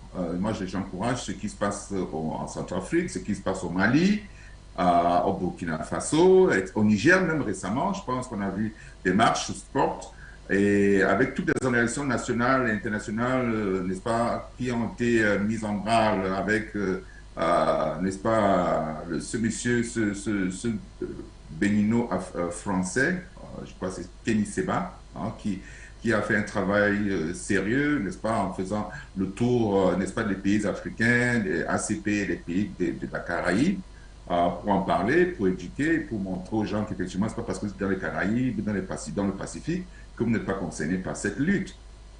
Voilà, donc c'est ça, ça veut dire que la solution, c'est de pousser les peuples à faire partie de leurs dirigeants, soit par les élections, soit par d'autres méthodes, pour qu'ils servent leurs intérêts et développent nos pays. C'est pas possible que 65 ans, presque 65 ans après nos indépendances, on soit dans un état moins que ce qu'on était quand on partait, quand on entrait en indépendance. Quand on regarde aujourd'hui, on regarde des pays comme le Cameroun, on regarde des pays comme la Côte d'Ivoire, etc. Ce devaient être des pays qui devaient être superbement riches aujourd'hui. Mais qu'est-ce qu'on se rend? On se rend compte que 60 ans après, on recule. On fait de la stagnation au mieux, mais on recule en général. Quand vous stagnez, vous reculez. C'est ça. Et nous qui avons vécu à l'extérieur, moi ça fait plus de 20 ans que je suis parti du Cameroun, presque 23 ans.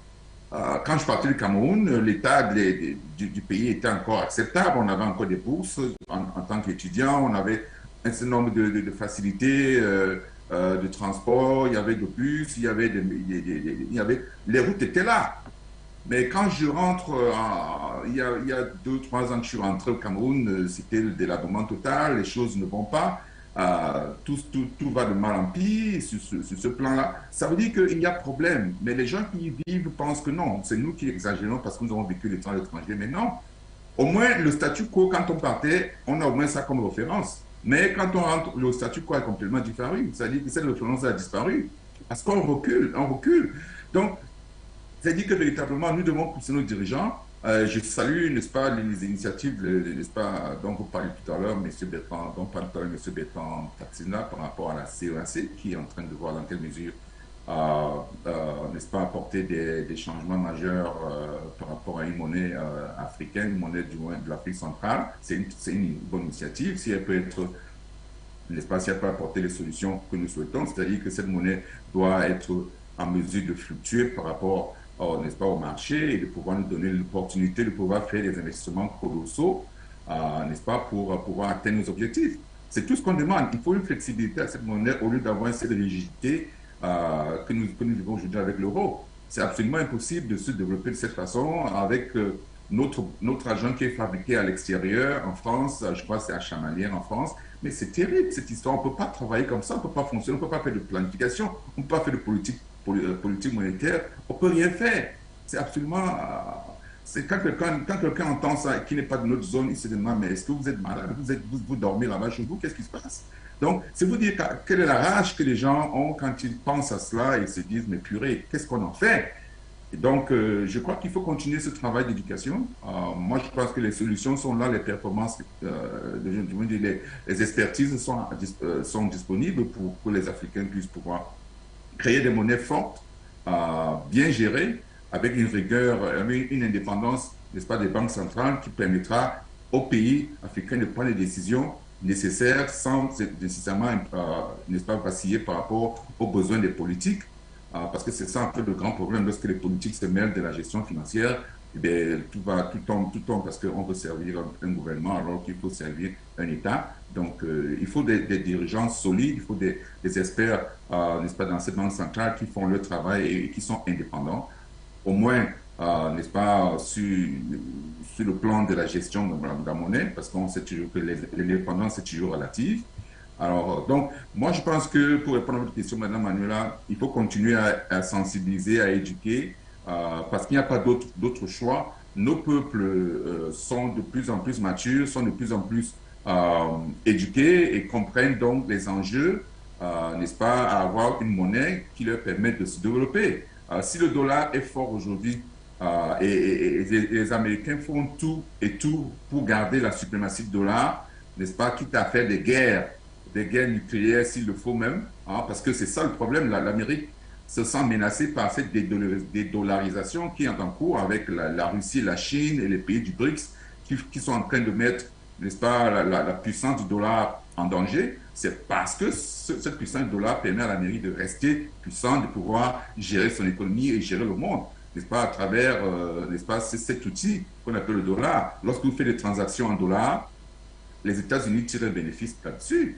Et à partir des lois qu'ils ont passées, n'est-ce pas, par rapport à ceux qui tirent le dollar, et bien, si vous allez en rencontre de ces lois qu'ils ont passées par rapport à des sanctions qu'ils auraient mises sur un pays ou pour empêcher, n'est-ce pas, un pays, n'est-ce pas, de pouvoir faire du commerce avec un autre pays. Et si vous enfreignez, n'est-ce pas, ces lois-là, vous allez être pénalisable.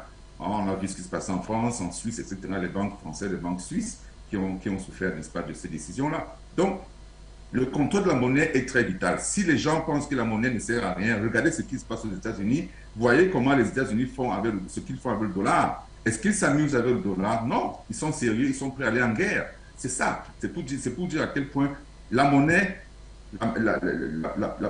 la gestion de sa monnaie est critique dans le développement d'un pays. Il ne s'agit pas, n'est-ce pas, simplement de faire de la monnaie pour la monnaie ou de donner l'impression que non, nous avons notre monnaie, on peut s'en vanter, alors que cette monnaie n'est pas utilisée à juste titre. Il s'agit d'utiliser l'outil adéquatement pour permettre à un pays de se développer et non pas, n'est-ce pas, de subir tous les chocs, n'est-ce pas, et les à-coups des crises mondiales que nous vivons aujourd'hui. C'est ça, c'est le cas aujourd'hui en Afrique. Donc, merci pour votre question. J'espère que j'ai répondu à la question. Merci. Merci aussi, monsieur. Et qu'on refait un tour au standard avec monsieur Célie, monsieur Gallo Célie. Bonsoir.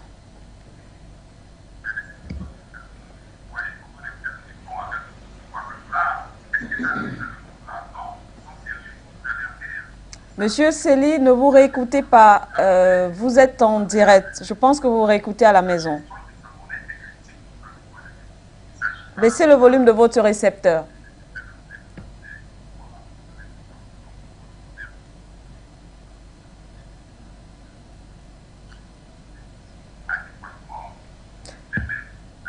Allô?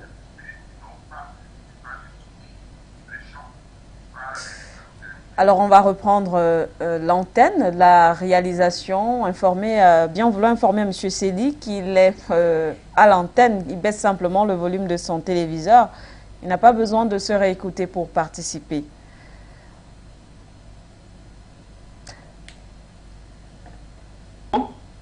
Oui, allô? Oui, vous m'entendez? Très bien, M. Sely. Oui. Bonsoir, Madame Bonsoir. Siké, bonsoir à vos invités et bonsoir aux téléspectateurs de For You.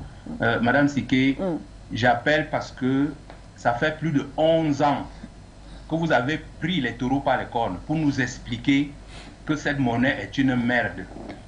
Donc ça suffit que les chefs d'État se cachent derrière des alibis et tout. Ces chefs d'État-là sont les premiers bénéficiaires de ce franc CFA. Et c'est eux seuls, qui nous maintiennent dans cette pauvreté et dans cet esclavage. Vous avez invité les gens comme les professeurs Arbou qui nous ont dit qu'en 3 jours, on crée une monnaie. C'est une décision souveraine. Ce n'est pas une question de richesse, Madame Siké. Il y a des pays qui n'ont même pas 4 millions d'habitants, qui n'ont même pas le 10e de la richesse du Cameroun, qui ont leur monnaie. Le reste, c'est une question de gestion. On a les Bertrand Tatinda, on a les Yam Timba et tout. Donnez-leur la monnaie, ils vont nous gérer notre monnaie. Mais c'est quoi cette histoire-là que vous parlez à nos chefs d'État depuis plus de 10 ans? Et ils sont là, ils nous sortent des formules de discrétion, CEAC, CDAO et tout. Ça, on a vu ce qui s'est passé en Afrique de l'Ouest. Il y avait des pays qui étaient prêts à sortir du franc CFA. On leur a dit non, laissez, on va aller dans la CDAO. Après, ils ont parlé d'éco. C'est devenu quoi? Personne n'en parle plus. C'est une distraction. Tout pays, je dis Madame Siké, tout pays a d'abord l'obligation de créer sa propre monnaie. Pourquoi? Parce que quand vous créez la monnaie, vous maîtrisez ce qu'on appelle la fabrication de la monnaie. Il y a tous les ingénieurs qui travaillent autour. Vous avez votre banque centrale. Vous maîtrisez ce que c'est que la monnaie. Avant même d'aller dans une communauté de monnaie, vous développez la science de la monnaie. En nos pays, on a quoi? On n'a rien. On ne sait rien fabriquer. Regarde, je prends le cas du Cameroun. Je suis Camerounais. Aujourd'hui, regardez comment la France a paralysé notre économie au plus bas niveau. Il n'y a pas les pièces. Vous prenez 500 francs, vous allez acheter le pain de 100 francs, on ne peut pas vous rembourser. Donc, notre économie est bloquée à la base. Et vous savez que c'est la base de notre économie, c'est l'informel. Donc, vous croyez qu'on ne peut pas tenir avec ce genre de choses? Je prends notre deuxième exemple. Le port de Douala. Beaucoup de gens pensent que Bolloré ne touche plus l'argent du port. C'est faux. Par les mécanismes comment on appelle ça, de la libre transférabilité et du compte d'opération, les Camerounais gèrent le port. Mais puisque la justice a donné raison à Bolloré, Bolloré continue à aller au trésor français toucher son argent. C'est aussi simple que ça. Il faut dire la vérité aux Camerounais. Ce n'est pas parce que c'est les Camerounais qui travaillent, mais in fine, celui qui touche l'argent du port, c'est Bolloré. Donc une fois cela dit, je vais vraiment prendre 1 minute pour toucher le nerf de la question. Tout à l'heure, Bertrand Tatinda vous disait que vous parliez comme un panéliste, mais c'est vrai, ça fait 10 ans que vous interrogez tous les plus grands experts du monde sur ce sujet-là. Cette monnaie leur permet de contrôler notre économie. Ça leur permet de contrôler notre politique. Pourquoi ça contrôle notre politique? Parce que ces gens-là savent tout sur nous, Madame Siké. Le franc CFA, c'est une monnaie d'espionnage. Vous qui êtes là, la France est au courant de toute votre situation financière. Si elle veut vous faire virer, il va falloir vaincre votre nationalisme. Bon, c'est un mauvais exemple, mais je veux vous dire que tous nos politiques sont capables d'être retournés par la France parce qu'elle connaît leur source de financement, elle connaît d'où vient leur argent, elle connaît leur situation financière. Donc elle peut frapper au bon moment pour les retourner comme elle veut. L'autre aspect qui est important, c'est la corruption. Cette corruption permet à la France, avec la libre transférabilité, si M. Tatina détourne 10 milliards au Cameroun, il va en France, la France va refuser de lui changer ça. Parce qu'il n'y a que la France qui peut changer votre CFA en une autre monnaie. Elle va dire, monsieur, vous êtes un panafricain, je ne vais pas le faire. Mais si vous étiez un agent de la France la fera. Donc c'est ça qu'il s'agit. Et cette corruption n'est pas qu'au niveau national, elle est aussi au niveau international. Parce que tous les produits que nous vendons, notre argent en devise va dans les comptes d'opération de la France. C'est-à-dire que la France est l'un des rares pays qui dispose de quasiment toutes les devises du monde. Parce que quand nous vendons le cacao au Japon, au Brésil, ou je ne sais à quel autre pays, tous ces pays-là nous payent en devises. Et ça part dans les comptes d'opération. Donc la France dispose d'un éventail de monnaie, il peut corrompre tous les fonctionnaires internationaux parce qu'il a de quoi la donner. Si c'est un Brésilien, il a les ressources. Si c'est un Japonais, il a les ressources. Vous n'avez pas vu ce Coréen-là qui est venu s'aimer le bordel en Côte d'Ivoire? Vous croyez qu'il avait été payé? Il n'a pas été payé en CFA. Il a été payé en devise coréenne. Donc c'est vraiment pour vous dire qu'aujourd'hui, ça suffit. Que nos chefs d'État, s'ils ne peuvent pas faire le boulot, au moins qu'ils nomment des gens comme les Tatinda, comme les docteurs Yam, pour qu'ils prennent ces choses-là à main et que nous avancions. On ne peut plus. Ça suffit comme ça. On ne peut plus continuer sur ce rythme-là. Voilà ce que souhaitait dire Madame Dedi. Madame Siké, merci de votre attention. Merci à vous, Monsieur Sely. Merci beaucoup. On referme le standard et on revient sur le plateau. On a encore environ une dizaine de minutes.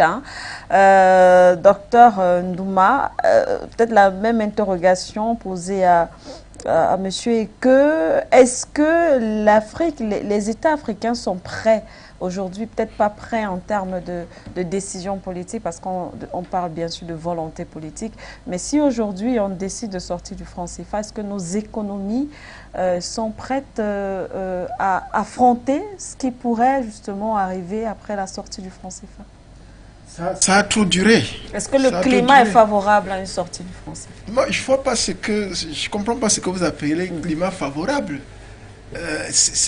Ça a trop duré, cette histoire de franc CFA. Nous avons expliqué qu'il faut avoir une monnaie pour développer une économie, et pas le contraire. Qu'est-ce qu'il faut à ces chefs d'État pour décider de créer une monnaie? Justement, c'est la question. Voilà. Je pense qu'il est temps qu'ils le fassent. Nous avons suffisamment expliqué les enjeux. Oui. Mais c'est une question de vie ou de mort. Les économies dont on parle n'existent pas. Elles sont en gestation depuis plus de 60 ans. On ne voit rien, alors que nous avons toutes les ressources pour ça. Mais il faut que je relève encore 2 ou 3 éléments, parce que tout à l'heure, M. Eke parlait des États-Unis. Il faut dire que les États-Unis, de juin 2021 à juin 2022, ont créé 80% de la masse monétaire en dollars en circulation. 80% des dollars qui circulent présentement ont été créés entre juin 2021 et juin 2022. Vous imaginez la planche à billets. La planche à billets. La planche à billets.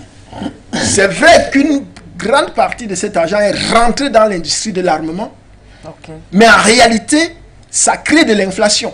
Parce que, et vous voyez aujourd'hui, cette inflation qui est d'ailleurs exportée en Europe, et évidemment aussi dans les pays africains. Parce que ce monde-là est encore dollarisé. Il faut bien le savoir. Le rouble et le yuan sont en train de prendre des mesures pour pouvoir diminuer la puissance de ce dollar-là dans le monde, mais il faut comprendre que le dollar a encore une certaine puissance. Donc tout ce qui se passe au niveau du dollar est exporté. Et c'est pour ça d'ailleurs que la BCE, il y a 3 jours seulement, a revu à la hausse ses taux directeurs. Alors, lorsque la BCE le fait, qu'est-ce que ça signifie pour les pays africains, et notamment les pays dont nous parlons ici? Ça va se répercuter au niveau des crédits ici, des taux de crédit, etc. D'ailleurs, les crédits sont rares et ensuite, ils sont excessivement chers. Donc, vous allez voir, de fait, ça va être répercuté si ce n'est pas déjà fait. Alors, mais il faut comprendre que pour développer une économie, il y a une question de stratification. Tout à l'heure, Bertrand Tatine a parlé d'un Dangote, etc. Parce que on ne devient pas professionnel parce qu'on a joué 20 ans en deuxième division. Vous voyez? Donc, il faut des capacités pour pouvoir se déployer à des niveaux plus élevés. Et donc, vous avez par exemple le Forex. Le Forex qui est le marché des devises et qui a ce qu'on appelle le panier des devises qui peuvent y avoir accès. Si le franc CFA a une fixité, une parité fixe avec l'euro, le franc CFA n'a pas accès à ce marché-là. Et tous les pays qui utilisent le franc CFA n'ont pas accès à ce marché. Or, c'est un marché qui brasse en termes de volume de devises par jour, plus d'argent que tout le commerce conventionnel réuni par jour. Le Foreign Exchange Market. Ce marché-là, c'est un marché auquel les entreprises comme la CNPS, comme la CNSPH, la Caisse des hydrocarbures, comme le Trésor public, comme la Sonara, comme la Société de recouvrement des créances, comme les banques comme le Crédit foncier du Cameroun, ce sont des structures qui ont accès à ce niveau de marché-là. Parce que là-bas, il y a lieu de générer des ressources plus importantes et évidemment, il faut des experts pour ça parce que c'est aussi il y a aussi des activités risquées. Mais on n'y a pas accès. Vous pensez que c'est bien pour nous ou alors disons c'est mauvais pour nous, c'est pour ça que la France ne veut pas qu'on ait accès à ce marché-là? Non. Je sors par une question qui, à mon avis, n'a rien à voir forcément avec la structuration qui est mise en place, même s'il y a quand même un lien. Nous avons des bourses de valeurs mobilières, ce qu'on appelle communément les marchés financiers. Dans la zone CEMAC, nous avons une bourse, on va dire la BVMAC. La BVMAC, voilà. Ça fait plus de 10 ans qu'elle existe. Vous avez l'impression qu'elle a apporté quelque chose aux entreprises, à l'économie. Donc, pourquoi? Parce que la bourse des valeurs mobilières appartient aux banques commerciales qui sont rattachées au pseudo-banque centrale et elle est dirigée par les banques commerciales. Elle est dirigée par les banques commerciales. Ça veut dire que c'est une banque bis. Et c'est pour ça que c'est difficile de pouvoir déployer les ressources longues. Parce qu'un marché financier doit prêter les montants élevés sur une longue durée. Mais la bourse est incapable de le faire parce que c'est une banque commerciale bis. Pire encore, il y a ce qu'on appelle le gendarme de ce marché-là, la COSUMAF. Oui, la COSUMAF. Est-ce que vous savez que la COSUMAF a pour patron la COBAC? Mais nous sommes où, monsieur Tatinda, Dr Timba? La COBAC est le patron de la COSUMAF. Mon Dieu. Et la COBAC qui est la France, qui est le gendarme de la BEAC, qui est une pseudo-banque centrale. Donc, vraiment, si nos chefs d'État ont décidé de créer une monnaie, le problème est plus grave que la monnaie. Nous allons veiller à ce que, quand il y aura une nouvelle monnaie, que la structuration obéisse aux règles d'art. Merci à vous, Dr Ndouma. On va rapidement refaire le tour de table en 1 minute pour sortir définitivement de ce programme. Je vais commencer par vous, monsieur, et que en 1 minute, alors, après justement ces différentes analyses, ces constats, peut-être une proposition, c'est vrai, on l'a d'ailleurs dit, hein, on en parle depuis des années, la question de franc CFA. Qu'est-ce qu'on retient ce soir? Quelle leçon est-ce qu'on pourrait en tirer? Écoutez, la leçon que moi je pense, c'est la même leçon que, n'est-ce pas, nous avons tiré à chaque fois que nous avons eu ces débats, c'est, n'est-ce pas, continuer à parler à nos dirigeants, à les inciter à faire, n'est-ce pas, faire ce move-là, c'est-à-dire prendre cette décision, que ce soit de façon collégiale, comme ils le font dans le cadre n'est-ce pas, de l'Union d'Afrique centrale, ou individuelle. Véritablement, il faut qu'on ait la capacité, n'est-ce pas, de mobiliser les fonds nécessaires au développement de nos pays, ces pays africains qui sont l'avenir du monde aujourd'hui. Parce que nous sommes une belle femme à qui tout le monde est en train de faire la cour aujourd'hui. L'Europe, l'Amérique, la Russie, la Chine, tout le monde nous fait la cour. Maintenant, à nous de savoir pouvoir nous mettre en valeur pour que, n'est-ce pas, nous soyons que ceux qui veulent nous l'obtiennent au plus fort, en tout cas en ce qui nous concerne. C'est ça. Et donc, il faut pouvoir maximiser ce potentiel que nous avons et donc nous permettre à ce que nos peuples puissent tirer tous les bénéfices, alors tous les bénéfices nécessaires pour pouvoir croître, pouvoir améliorer leur niveau de vie. Moi, je salue énormément l'effort qui est fait par la République centrafricaine avec son Sango Coin. C'est déjà quelque chose, n'est-ce pas, qui lui permettra de pouvoir avoir le contrôle de sa masse monétaire et des transactions financières dans ce pays, dans son pays. Mais je pense qu'il faut qu'on essaie d'utiliser, de copier de cet exemple-là, en même temps que parallèlement, on peut mettre une monnaie qui fluctue, qui permet de pouvoir investir, de pouvoir faire toutes les transactions nécessaires de façon libre, sans être obligé de demander à la France, n'est-ce pas, d'intervenir, de faire quoi que ce soit. Donc, véritablement, c'est de ça qu'il s'agit. Il va falloir qu'on se concentre sur nos économies, nos dirigeants et tous ceux qui travaillent avec nos dirigeants pour leur faire comprendre qu'il est temps aujourd'hui de sortir, n'est-ce pas, de cette forfaiture-là qu'on appelle le franc CFA et de se concentrer sur, n'est-ce pas, le développement de nos pays à travers une monnaie ou une monnaie qui est gérée soit individuellement en tant qu'État, soit dans une communauté comme la CEAC, pour que véritablement le peuple puisse sortir de cette misère qui n'a que trop duré. Merci. Merci à vous, monsieur. Et que, docteur Yamb, en une minute également, une solution, proposition, peut-être l'exemple centrafricain? Alors, l'exemple centrafricain, je pense que c'est la voie de l'avenir. Nous n'allons pas nécessairement avoir la monnaie sous la forme fiat, comme les autres.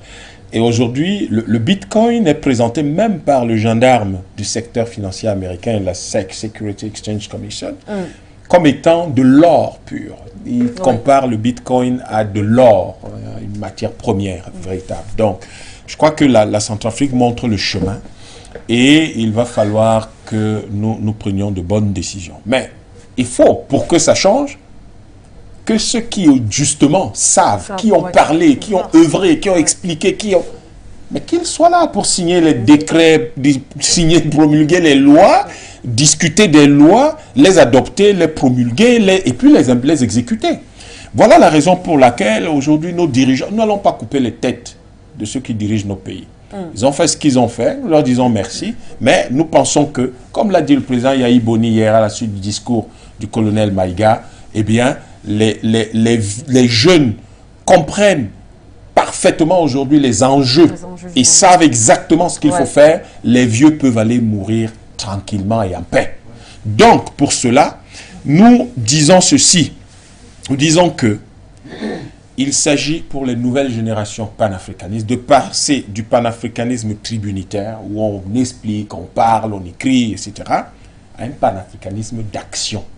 Voilà pourquoi nous avons lancé le mouvement 10 000 élus panafricanistes.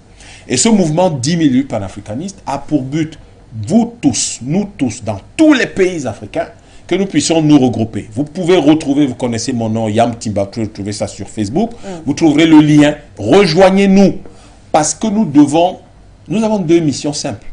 Prendre le contrôle politique du continent, et développer les synergies économiques suffisantes pour transformer le continent. Nous ne pouvons pas sortir du franc CFA ou inverser la tendance si nous ne pouvons pas prendre les décisions. Alors nous avons besoin d'être là où les décisions se prennent, prendre ces décisions-là et les exécuter. Voilà ce que je peux dire, Madame Siké, parce que quand les Coréens ont voulu créer les Chibols, les 6 plus grandes entreprises de Corée du Sud, qui font la fierté de la Corée du Sud et de toute l'industrie mondiale aujourd'hui, ce n'est pas parce qu'ils étaient en train d'utiliser la monnaie des autres, ce n'est pas parce que les autres prenaient les décisions à leur place, c'est parce qu'ils ont pris le contrôle politique de la Corée du Sud et ils ont décidé de créer ces Chibols-là. C'est ce que nous devons faire. Merci à vous, Dr Yan, M. Bertrand Tatinda, également en une minute pour sortir. Au niveau, peut-être, c'est vrai, il y a certainement la volonté politique des dirigeants, il y a également la population, au-delà des manifestations de cette population. Est-ce qu'il faut aussi, pourquoi pas, tout à l'heure on a parlé de ces obligations, du moins cet environnement qu'on crée au niveau de l'Afrique, on cultive le cacao, ce qui ne répond pas forcément à nos réalités. Est-ce qu'on peut aussi arrêter, par exemple, en tant que peuple, d'investir dans ce type, justement, de culture, le cacao, peut-être aller plus peut-être dans le manioc, autre chose qui reflète forcément notre réalité. Est-ce que ça aura un impact? Je suis convaincu, parce qu'une monnaie, ce n'est pas seulement l'affaire des économistes. Même les historiens devront être consultés. C'est-à-dire que des anthropologues, des historiens, des physiciens, des mathématiciens, c'est ça une monnaie. d'avoir des scientifiques et d'avoir ceux qui ont la connaissance économique et qui ont la vision stratégique. Et d'y mettre tous ces cerveaux-là et de se poser même la question, une monnaie, pourquoi faire? Si on veut une monnaie pour être souverain, fier d'être souverain, c'est une chose. Si on veut une monnaie pour produire et s'industrialiser, ça peut inspirer la rédaction du statut de la Banque centrale. Parce que les banques centrales n'ont pas les mêmes statuts. C'est-à-dire que les statuts de notre Banque centrale ne sera forcément pas calqués sur les statuts de la Banque centrale américaine. Donc s'il faut s'industrialiser, il y aura ceux qui vont réfléchir et dire quel statut pour la Banque centrale, déjà concevoir la Banque centrale sur papier. Et dire voilà, celui qui va violer, on le fera pendre. Parce que c'est un engagement commun. Ça va impacter sur l'épargne et sur le travail de tout le monde. Vous vous levez le matin, vous travaillez 10 heures par jour. Le directeur général de la Banque centrale va gérer cet effort-là. Et puis, il faut regarder le monde, Madame Siké. Nos pays stagnent. La population croît en Afrique. Elle est de plus en plus jeune.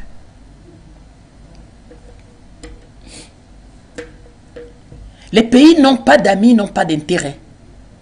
L'opération spéciale militaire en Ukraine reconfigure le monde. Le monde devient violent. Qui va vous protéger? Vous êtes bien obligé à un moment donné d'avoir une économie qui produit de la richesse, non seulement pour donner du savoir, envoyer vos enfants à l'école et vous doter d'un instrument, d'un outil militaire. M. Timbala a dit au début, le président Biya, c'est en 2000 que lui, il anticipe sur un certain type de menace et se dit, ah, moi je veux reformer mon outil de défense et je veux reformer mes forces armées. S'il n'avait pas fait ça, on serait à quel niveau? On a beau dire ce qu'on veut dire, mais non seulement il a réformé, ça a permis de maintenir le pays debout. Il y a 3 semaines, c'était le 9e contingent de la MINUSCA. 750 soldats aguerris aux techniques de combat et 350 militaires d'élite qui allaient aider à la paix en République centrafricaine. Donc vous voyez donc que voilà les enjeux dont il faut tenir compte de ça. Et enfin, il y a aujourd'hui un nouvel acteur géopolitique, le terrorisme. Le terroriste, vous concevez votre développement, tenez compte de lui, il est là. D'ailleurs, il y a même ce qu'on appelle aujourd'hui un terrorisme idéologique. Il veut gérer l'État, le terroriste. Vous n'entendez pas qu'il veut construire un gros califat qui part de votre Ngandéré jusqu'à truc. Le terroriste aujourd'hui se considère comme un homme politique, un acteur politique. Il veut me gérer la monnaie. Monsieur Ndouma ne doit même pas. Il veut gérer la monnaie, il veut gérer l'État, il veut gérer. Avant, c'était un frustré, un délinquant, un énervé.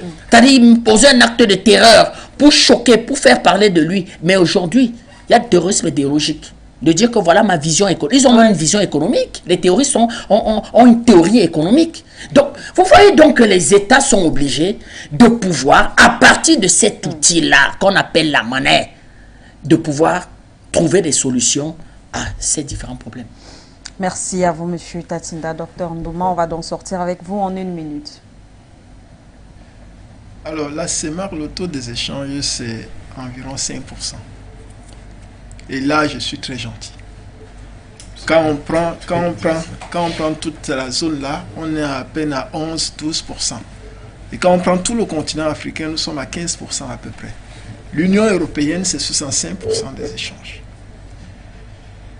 Et lorsque nous sommes à une époque, au-delà de ce que les copanélistes ont relevé, où vous avez toutes les vraies banques centrales du monde qui ont déjà fait des études et qui sont en train d'expérimenter leur crypto-monnaie de banque centrale. J'ai dit toutes.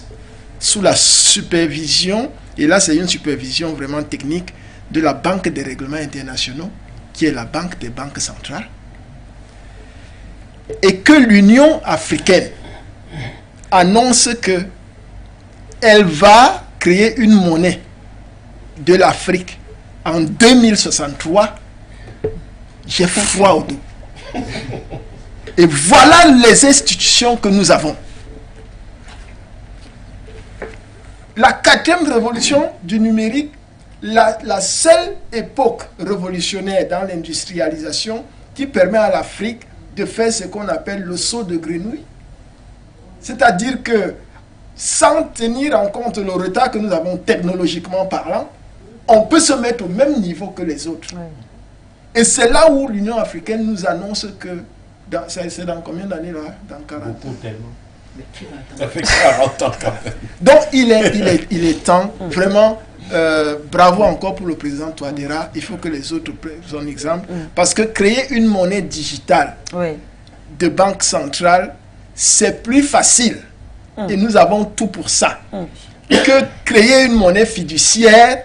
Parce que créer une monnaie de banque centrale signifie qu'il faut d'abord créer une banque centrale qui doit gérer cette monnaie. Sur le plan numérique, c'est pas un problème. Créer une banque centrale numérique, c'est facile. Et ensuite, on peut donc convertir tout ça en immeuble physique. N'oublions pas que Kadhafi a été assassiné. Avant son assassinat, ils avaient déjà décidé, avec les autres chefs d'État africains, de créer une banque centrale africaine, un fonds monétaire africain. Donc, vraiment, une banque d'affaires africaine. Voilà. Donc, il faut le faire très rapidement, là, ne serait-ce que pour ça.